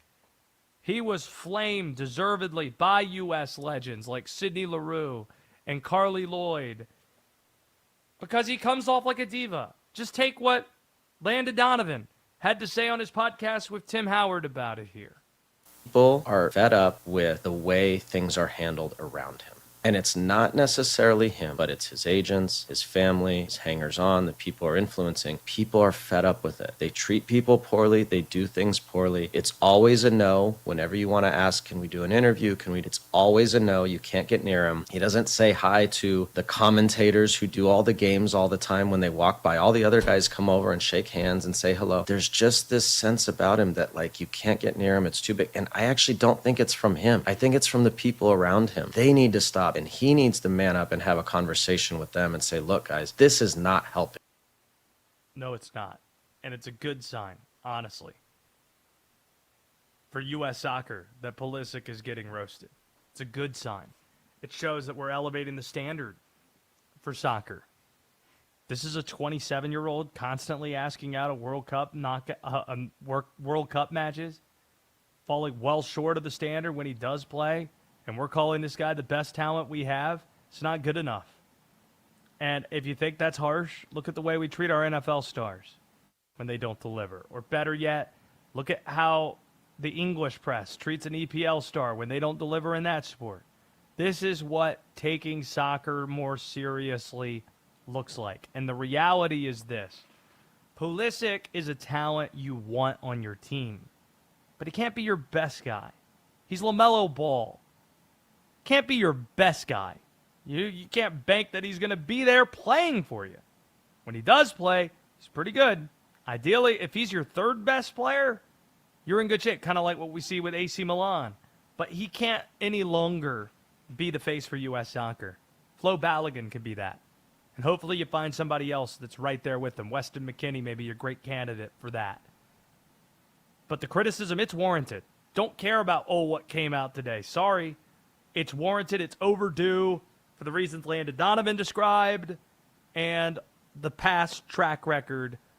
A file has been built on Christian Pulisic, a file that rightfully has been opened up when the criticism poured in.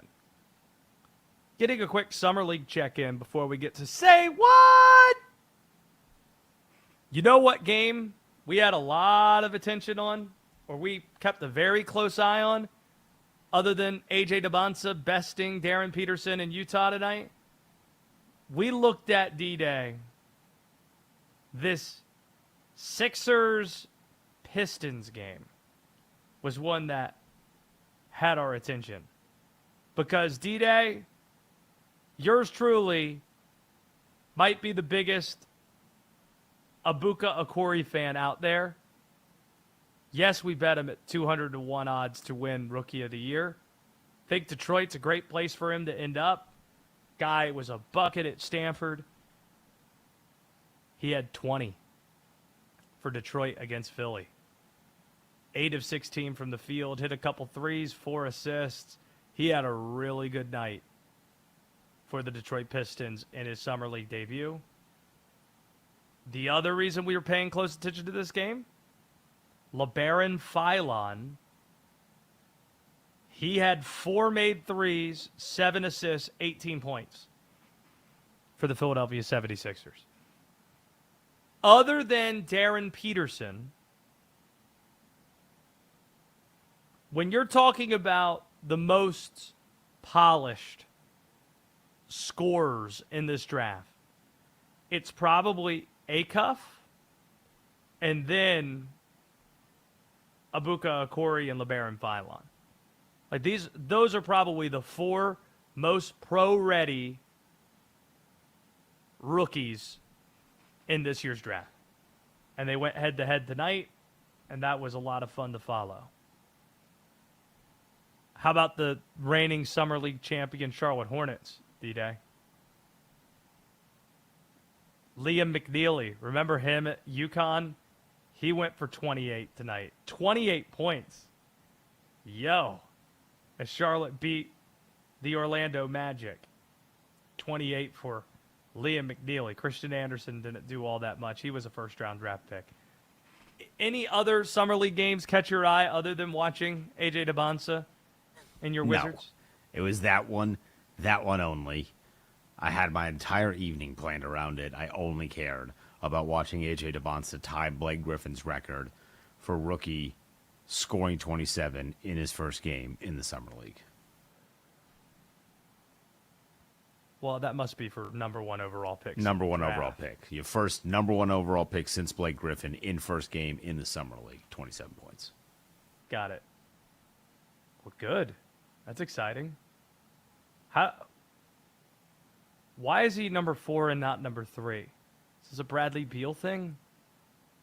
No, because he was number 3 in college, but he was the number 1 overall pick, so he leveled up in the NBA. Oh. Does that mean he was like number 2 in high school? This is a leveling up thing? No, you're thinking too deep into it. Okay. But that is what he said. That's like a real answer that he gave. Huh. Yaxel Indeborg went for 21. Golden State facing Dallas. Remember, everyone thought Dallas was going to take Yaxel because of Dusty Maybe in there?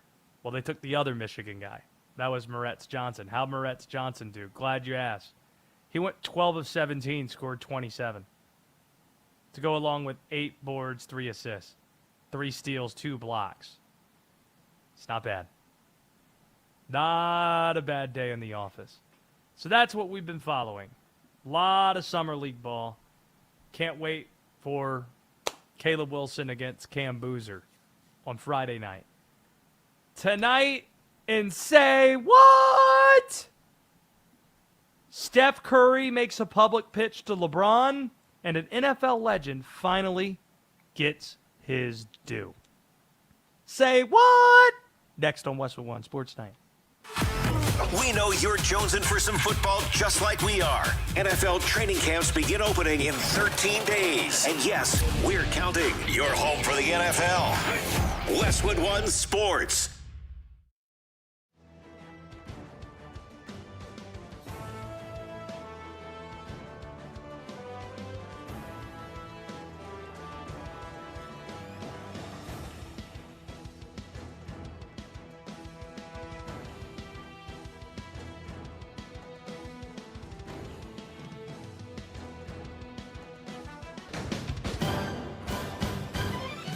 At the tone, the broadcast will begin in 4 minutes, 30 seconds.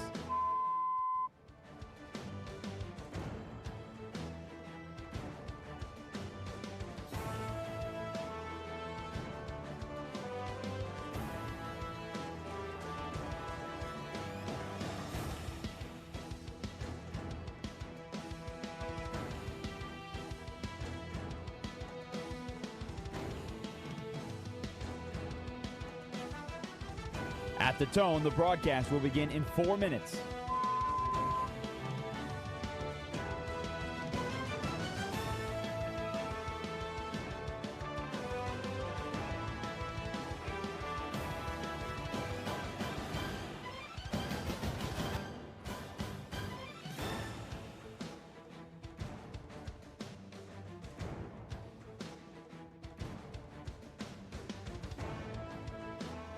At the tone, the broadcast will begin in 3 minutes and 30 seconds.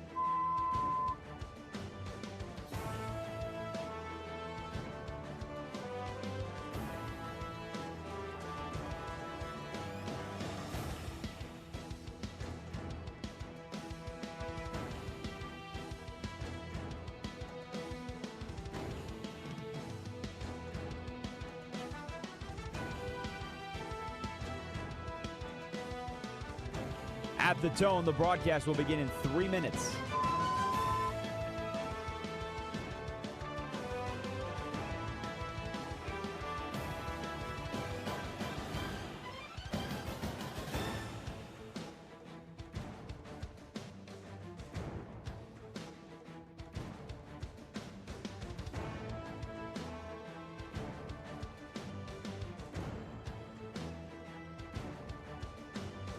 At the tone, the broadcast will begin in 2 minutes, 30 seconds.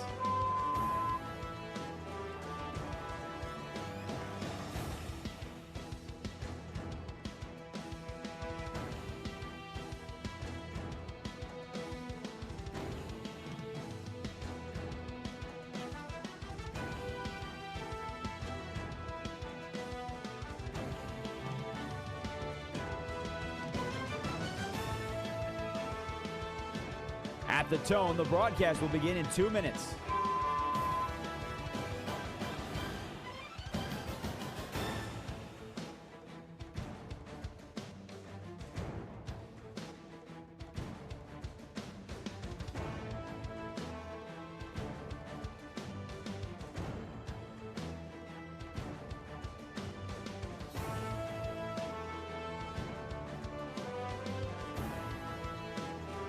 At the tone, the broadcast will begin in 1 minute, 30 seconds.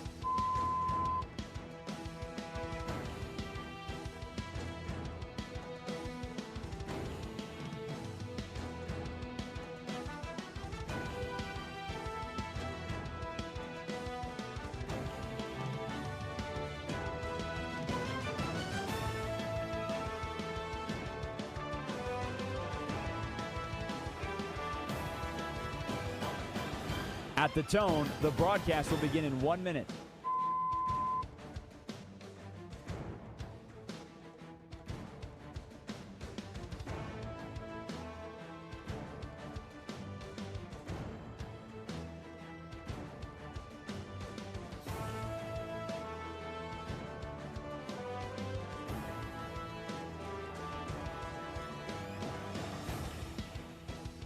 Stations, this is your final time check. At the tone, the broadcast will begin in 30 seconds.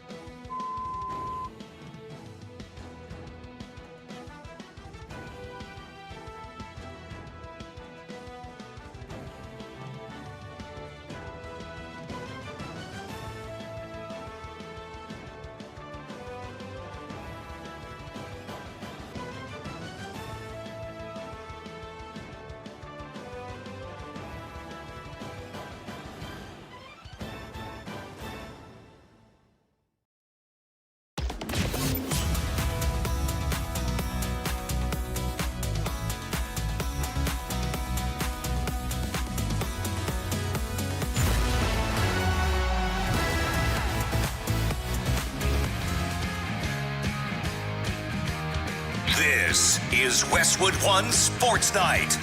Here's Josh Graham.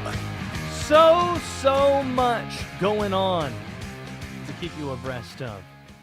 So let's do so in a way where we hear from some of the top figures in sports. It's a segment we call Say What?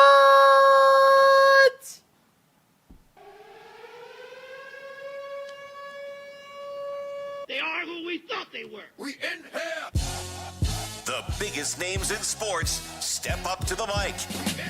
The guy is drunk. You have got to be smoking. The best audio in the world of sports. As there's a drive in a deep left field by Castellanos, it will be a home run. Come after me. I don't come with the bullshit. It's Say What? With Josh Graham. All right, let's get to some of the big headlines.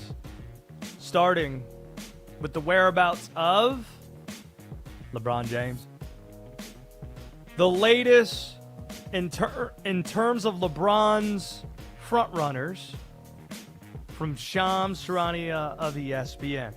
When I talk to teams around the league, when I do my research, the teams that continue to come up are Cleveland, Miami, Philadelphia after they got the Jaylen Brown. Like, Philadelphia was not in the picture. And I think that's why this is somewhat a true free agency for LeBron James, because he didn't go into it with a calculation in mind, a plan in place.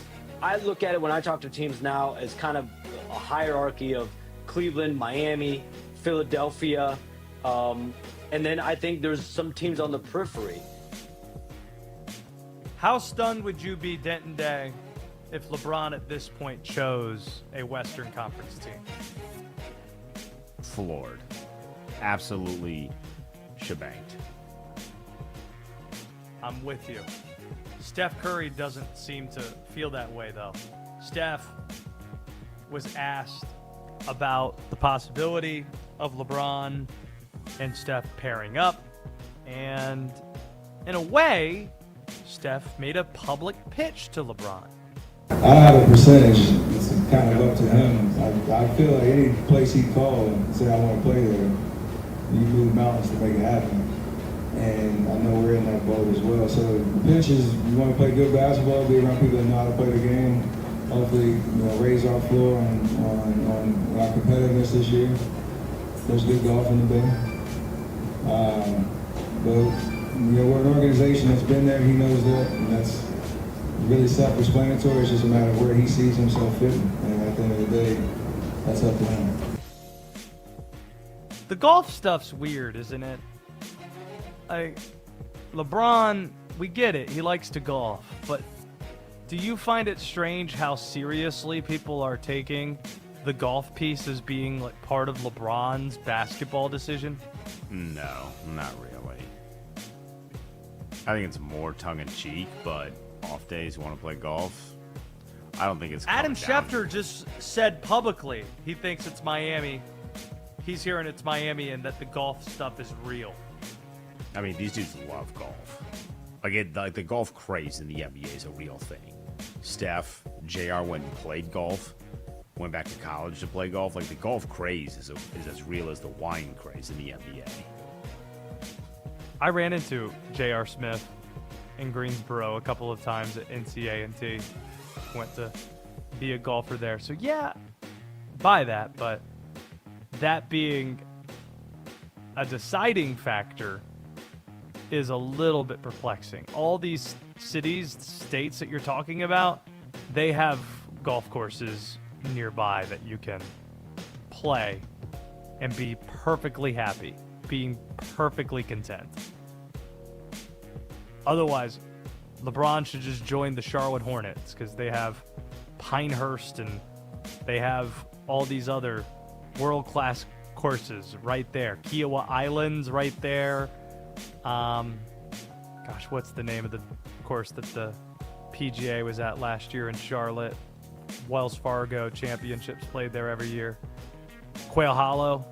There it is. Quail Hollow Golf Club. I think it's going to be Cleveland.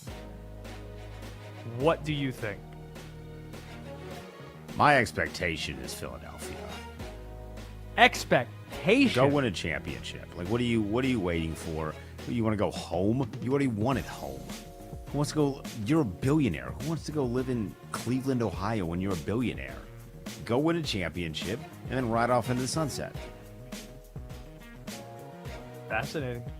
That would be the most fun possibility. So, do hope that is what we end up getting. I still think it's going to be Cleveland. We haven't talked about this piece of the story, though. Apparently, voice memos are being sent by teams to LeBron. Why should I care? Why is that a big headline?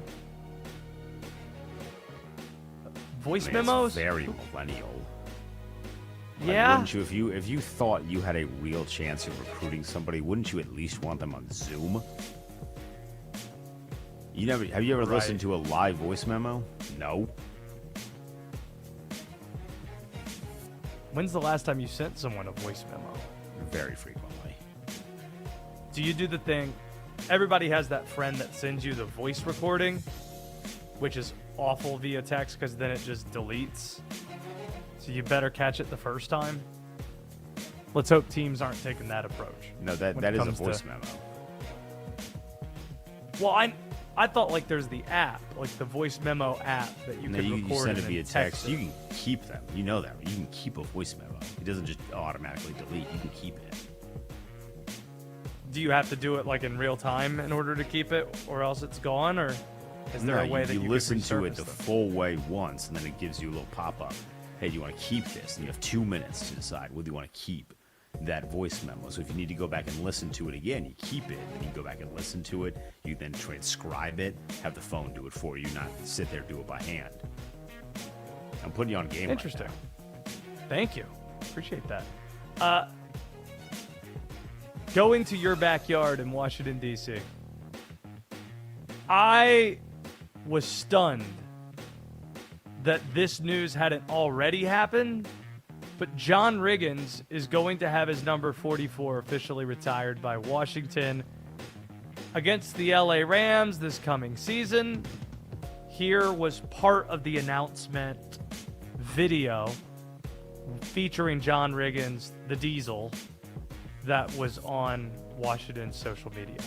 Well, let's just assume for sake of argument that I am the Diesel. Well, a diesel is an internal combustion engine, even though there's no spark plug in it.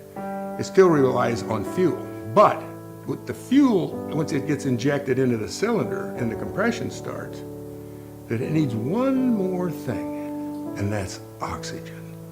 You can't have combustion without oxygen. And I say this with all sincerity. The fans were my oxygen. D-Day, where does John Riggins rank among greatest Washington Commanders / Redskins ever? Well, good enough to have that jersey retired. He's certainly up there. I mean, purists are going to maybe point to like a Darryl Green, the Hogs, the many Hogs, Sammy Ball, if you want to go super duper far back, Sonny. Jurgensen is certainly in that conversation as well, but Riggo had the most memorable play that the team has made, arguably in its entire history. I don't even know what second. The 43-yard touchdown run on 4th and 1 in the Super Bowl to win your first Super Bowl. What's next? The Hail greatest Mary. Plays in the Hail Mary? The Jane Daniels Hail Mary. Small little thing. Oh, we're talking recent. Yeah, the Bears game from like 2 years ago. Oh, okay. I'm trying to think of other ones, like Santana Moss and the comeback on the Monday night game against Dallas. That was 20 years ago. I mean, if the Broncos put up a fight in that Super Bowl with Doug Williams, maybe there would have been something, but they didn't. And they got pushed around like crazy, so you could just take any of the plays where you could drive a bus through the line of scrimmage that Timmy Smith was running through. The Bills Super Bowl, they dominated too. Greatest plays in Washington Redskins / Commanders history. There's the RG3 run, yeah, down the sideline, his rookie season that a lot of people would remember. That comes to mind. Yeah, when you've been in hell for 30 years, it does make it very difficult to come up with many great plays. They did. This just is a fun topic, though. Their 96th birthday, though. So happy birthday. This is a fun topic. I like this topic. I think John Riggins' number should have been retired a long time ago. Glad that he's alive to get to experience this later this year. All-time leading rusher in Washington history, 7th in NFL history in career touchdowns. Let's have a little bit of fun at the expense of the Big 12 Conference to close out. Say what?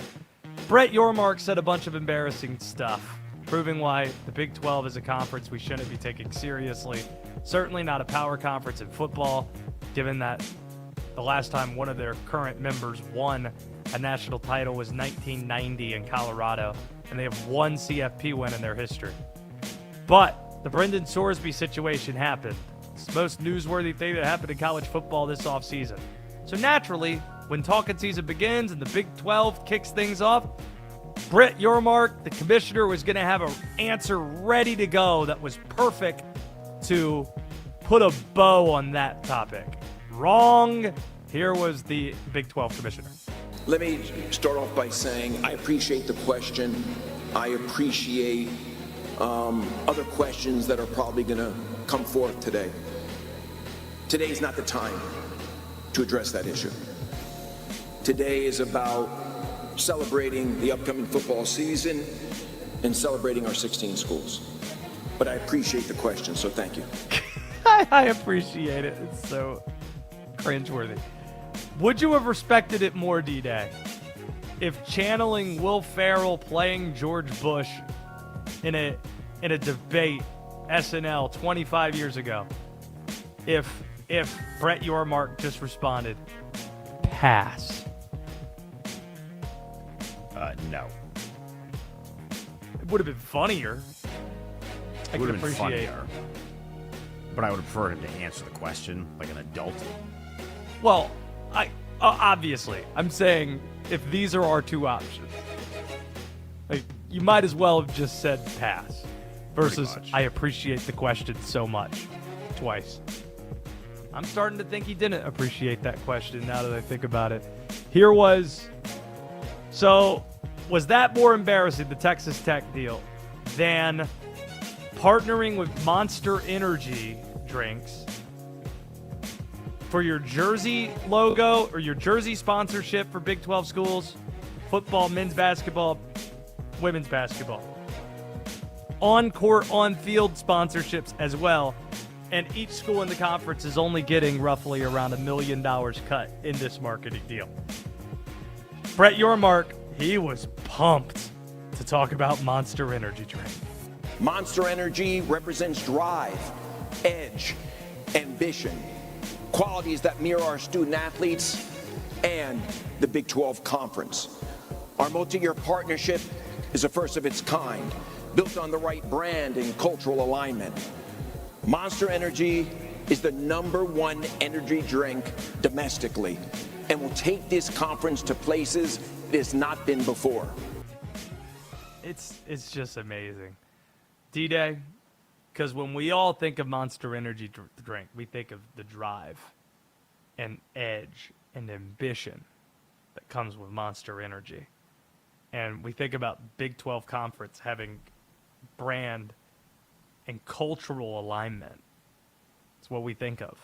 Is it crazy that when I think of Monster energy drinks, I think of like the late 2010s fitness gurus on YouTube that would just drink it before they work out? I think of Travis Pastrana in the X Games, late 2000s. That's what I think of when I think of Monster Energy drink. I also think of those guys who harass the person running that convenience store / gas station in Harold and Kumar. Extreme!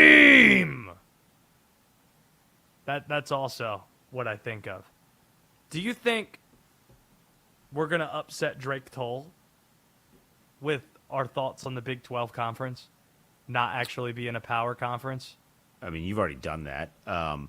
But hopefully, yeah, that'd probably be good. And Brett Yormark embarrassing himself and the Big 12 being an embarrassment considering Texas Tech is still the best team in the conference without having Brendan Sorsby as their quarterback.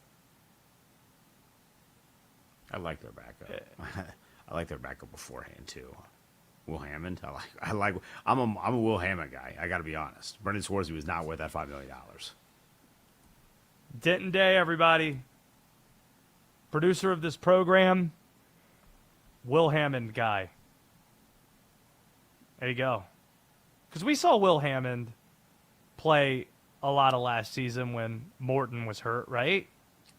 Yeah, a few games. Was good in some, was not so good in others, but I think there's real stuff there. All right. Sorsby's good. He's not Tech. worth $5 million. Big 12 Media Days. I will be at ACC Media Day, one of their 3 media days, next week. Maybe, just maybe, we might have the ACC commissioner join the program. Try to figure that one out. Was it your idea to have like a boxing match between me and Drake Toll? Was that you? Yeah, you can do like a Haymakers for Hope situation. So it's for a good cause, and then it's 2 guys representing the ACC in one corner and the Big 12 in another corner. There's plenty of talent here to do play-by-play and ringside reporting at Westwood One Sports. Somebody probably can officiate a fight. Feels pretty easy. Just stop it when one guy looks like he's dead. But you don't believe there's a real comparison between the Big 12 and the ACC in football. In football, I think it's hilarious that that's how ACC people need to punch down. Is they need to look at the Big 12 because they're so far away from the Big 10 and the SEC that it makes you feel good that you prop yourself up. Well, because you guys are both headed to the inevitable of destruction. Maybe. That might be true. I mean, confirmed. We were bragging when we were talking about which teams do other conferences want. No, but that's a way to talk about the value of one league versus the other. But if that's the measuring stick, it's, hey, when they come around. Well, what measuring stick would you like to use? If you want to use thought your national on-field championship success, one is a great one. Like that's Thank you. I would stop it there, not like, hey, when those other big bullies come around to steal lunch money, whose lunch money do they want? Yeah, but they do want the ACC's lunch money first. They do. They do. They'll call them first. Try to figure that one out. I don't know. Make sure, if you haven't already, subscribe to the YouTube channel. Subscribe to the podcast, searching Westwood One Sports Night. Denton Day, what do you got? And put it to bed. This is right up your alley, Josh. You will not believe what Taylor Swift fans paid $25 for. I'll tell you next. Westwood One. We love sports. We love to laugh. We love hearing from you. Talking sports with you, not at you. This is Westwood One Sports.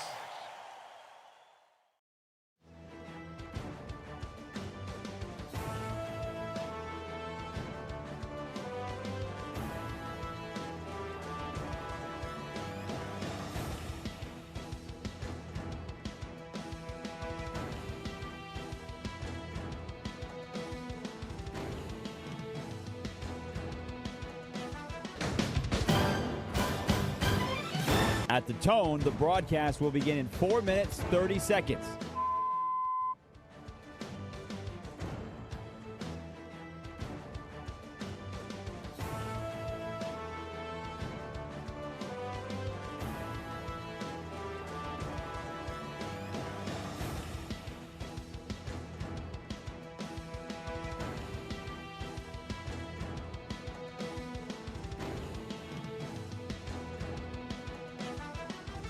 At the tone, the broadcast will begin in 4 minutes.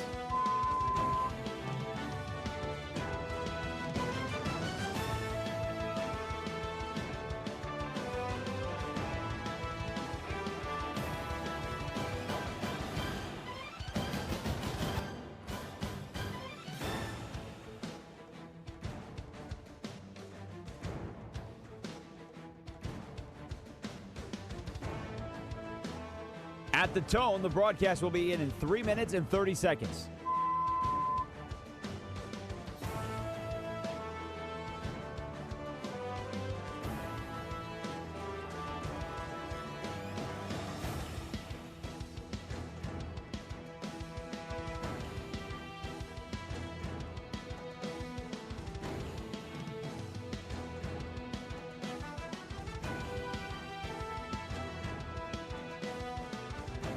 At the tone, the broadcast will begin in 3 minutes.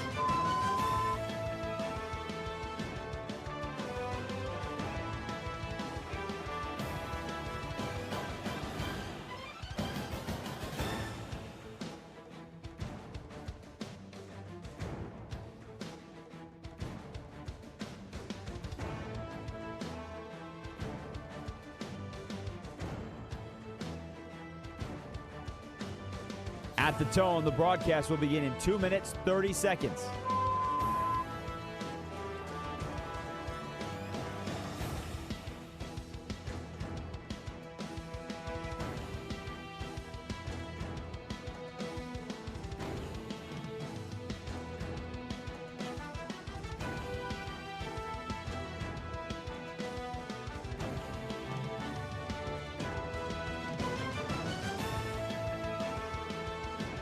At the tone, the broadcast will begin in 2 minutes.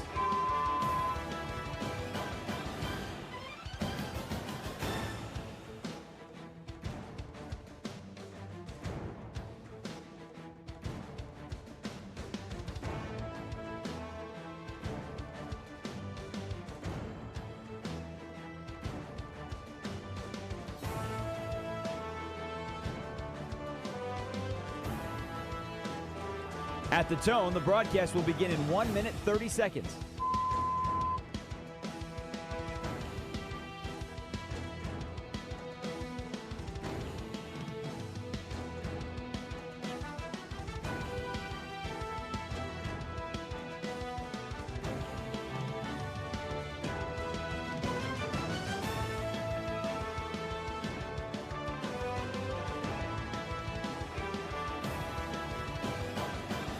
At the tone, the broadcast will begin in 1 minute.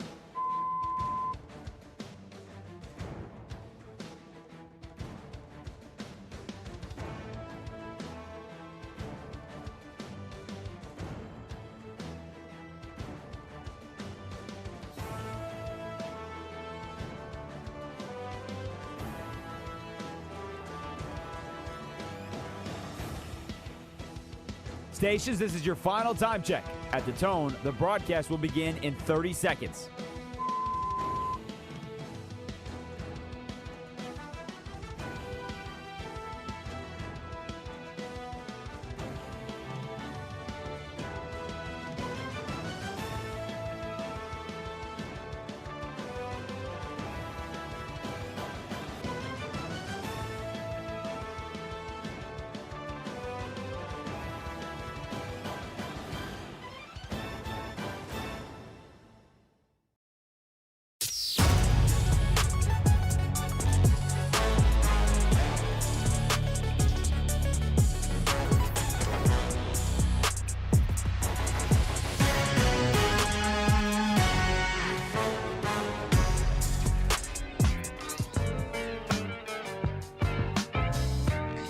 This is Westwood One Sports Night. Here's Josh Graham. Before we put the show to bed, a lot to look forward to on the Friday sports slate. France advanced in the first quarterfinal on Thursday. 2-0 win against Morocco. Morocco was shorthanded. Kylian Mbappe. 20 World Cup matches, 20 goals. It's insane what he does. Best player in the world, by the way. Might be considering a signing in MLS.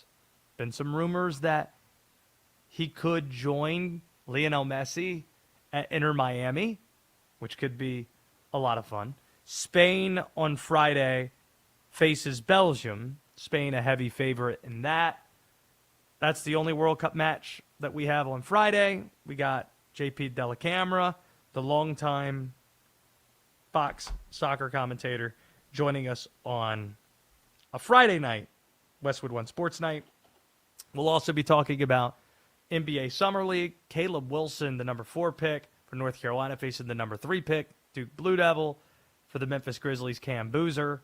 That's the highlighted match on Friday night, highlighted game on the NBA Summer League slate. So there will be a lot for us to do. Who knows? Maybe some news regarding LeBron James, maybe some news regarding Kawhi Leonard that we might get in the next 24 hours as well, and we'll keep you posted on all of it. To close out today's program, Denton Day puts the show to bed. This is a story made for you, Josh. You have been Westwood One's premier Taylor Swift, Travis Kelce wedding insider, guru. Factual. If you Factual. will. I stumbled across a story that made me feel like I was living in a dystopian world that I did not want to be in. But here we are in the year of our Lord 2026 because I came across an article, Josh, from Yahoo. That's important here. This isn't like the Daily Mail. This isn't like Page 6. With all due respect to those publications, this is Yahoo. Fans of Taylor Swift were paying $25 for garbage outside of the wedding. Like garbage from the wedding, but they were standing outside to pay $25 for pieces of garbage from the wedding. Huh. What would be the grand prize in the trash, hypothetically? Probably a fork that Taylor Swift, you know what? I'm going to go out on a limb here and say as a billionaire, you didn't have plastic forks. Maybe a napkin that touched Taylor Swift's mouth, arm, if somebody spilled something on her. Can't imagine they did, but you never know. Something with Taylor Swift's DNA on it. Because if you're standing outside paying for garbage, you are a psycho. Like at some point, you're gonna have to look at yourself in the mirror and be like, I think we're weird. Like I think we're taking this a little too far. The highlight of tonight's show was undoubtedly B-Dot saying, with all sincerity, he did not know that Taylor Swift and Travis Kelce got married last week. And the man meant it. The man meant jealous. it. He didn't know. It's amazing. Would Denton Day have known if not for this host's commitment to updating every moment? I mean, yeah, and breaking things down? My social media, like all over. I couldn't escape. I saw guest lists and fake guest lists. Oh, just wait till the baby arrives. When that happens, huge news. It's going to be another daily thing where it's talked about. Probably more than the wedding, if I had to guess. You think they have a ridiculous name? Yes. Like with an X in there? If you got an X in your No. name, there's a certain standard you have to uphold in terms of persona. Like an X in the name is a pretty big deal. I don't know. I think it has to start with T. Let's start Truxton. Truxton? I knew a dude named Truxton in high school. He had an X in the name, but he did not uphold. He was a nice dude, but he didn't uphold the standard of having an X in the name. Tyreek?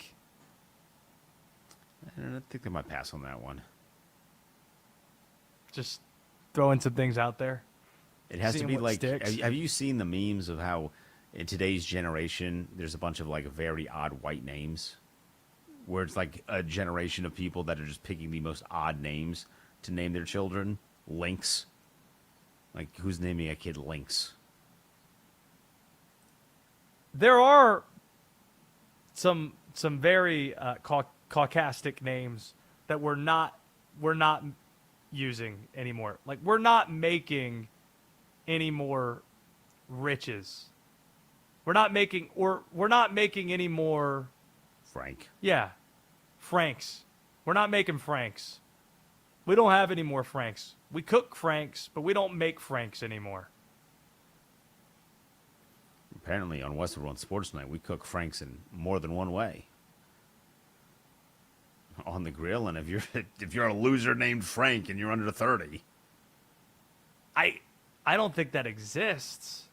Who's the youngest Frank you can think of? I think of maybe Frank Jackson Jr. or Frank Kaminsky. The youngest Franks that I could. That's what I. Well, I'm trying to think youngest Franks. Well, that's what it validates your point. When you say Frank, I think Sinatra, and he's been dead for a long time. Famous Franks. I'm looking this up now. That's what we're doing. Must be a picture of hot dogs. Frank Ocean, 38. Goat. Okay. Frank Kaminsky is 33 years old. Frank Lampard, soccer player. Frank Langella, still with us, 88. Shout out to the great late Frank Robinson. Yeah, I just don't think we're making Franks Is that anymore. soccer player American? That's important. Because Euros might still mess with the name Frank, like Frankfurt. Yeah. That is a European. He's an English soccer player. Frank Thomas, 58. The Big Hurt.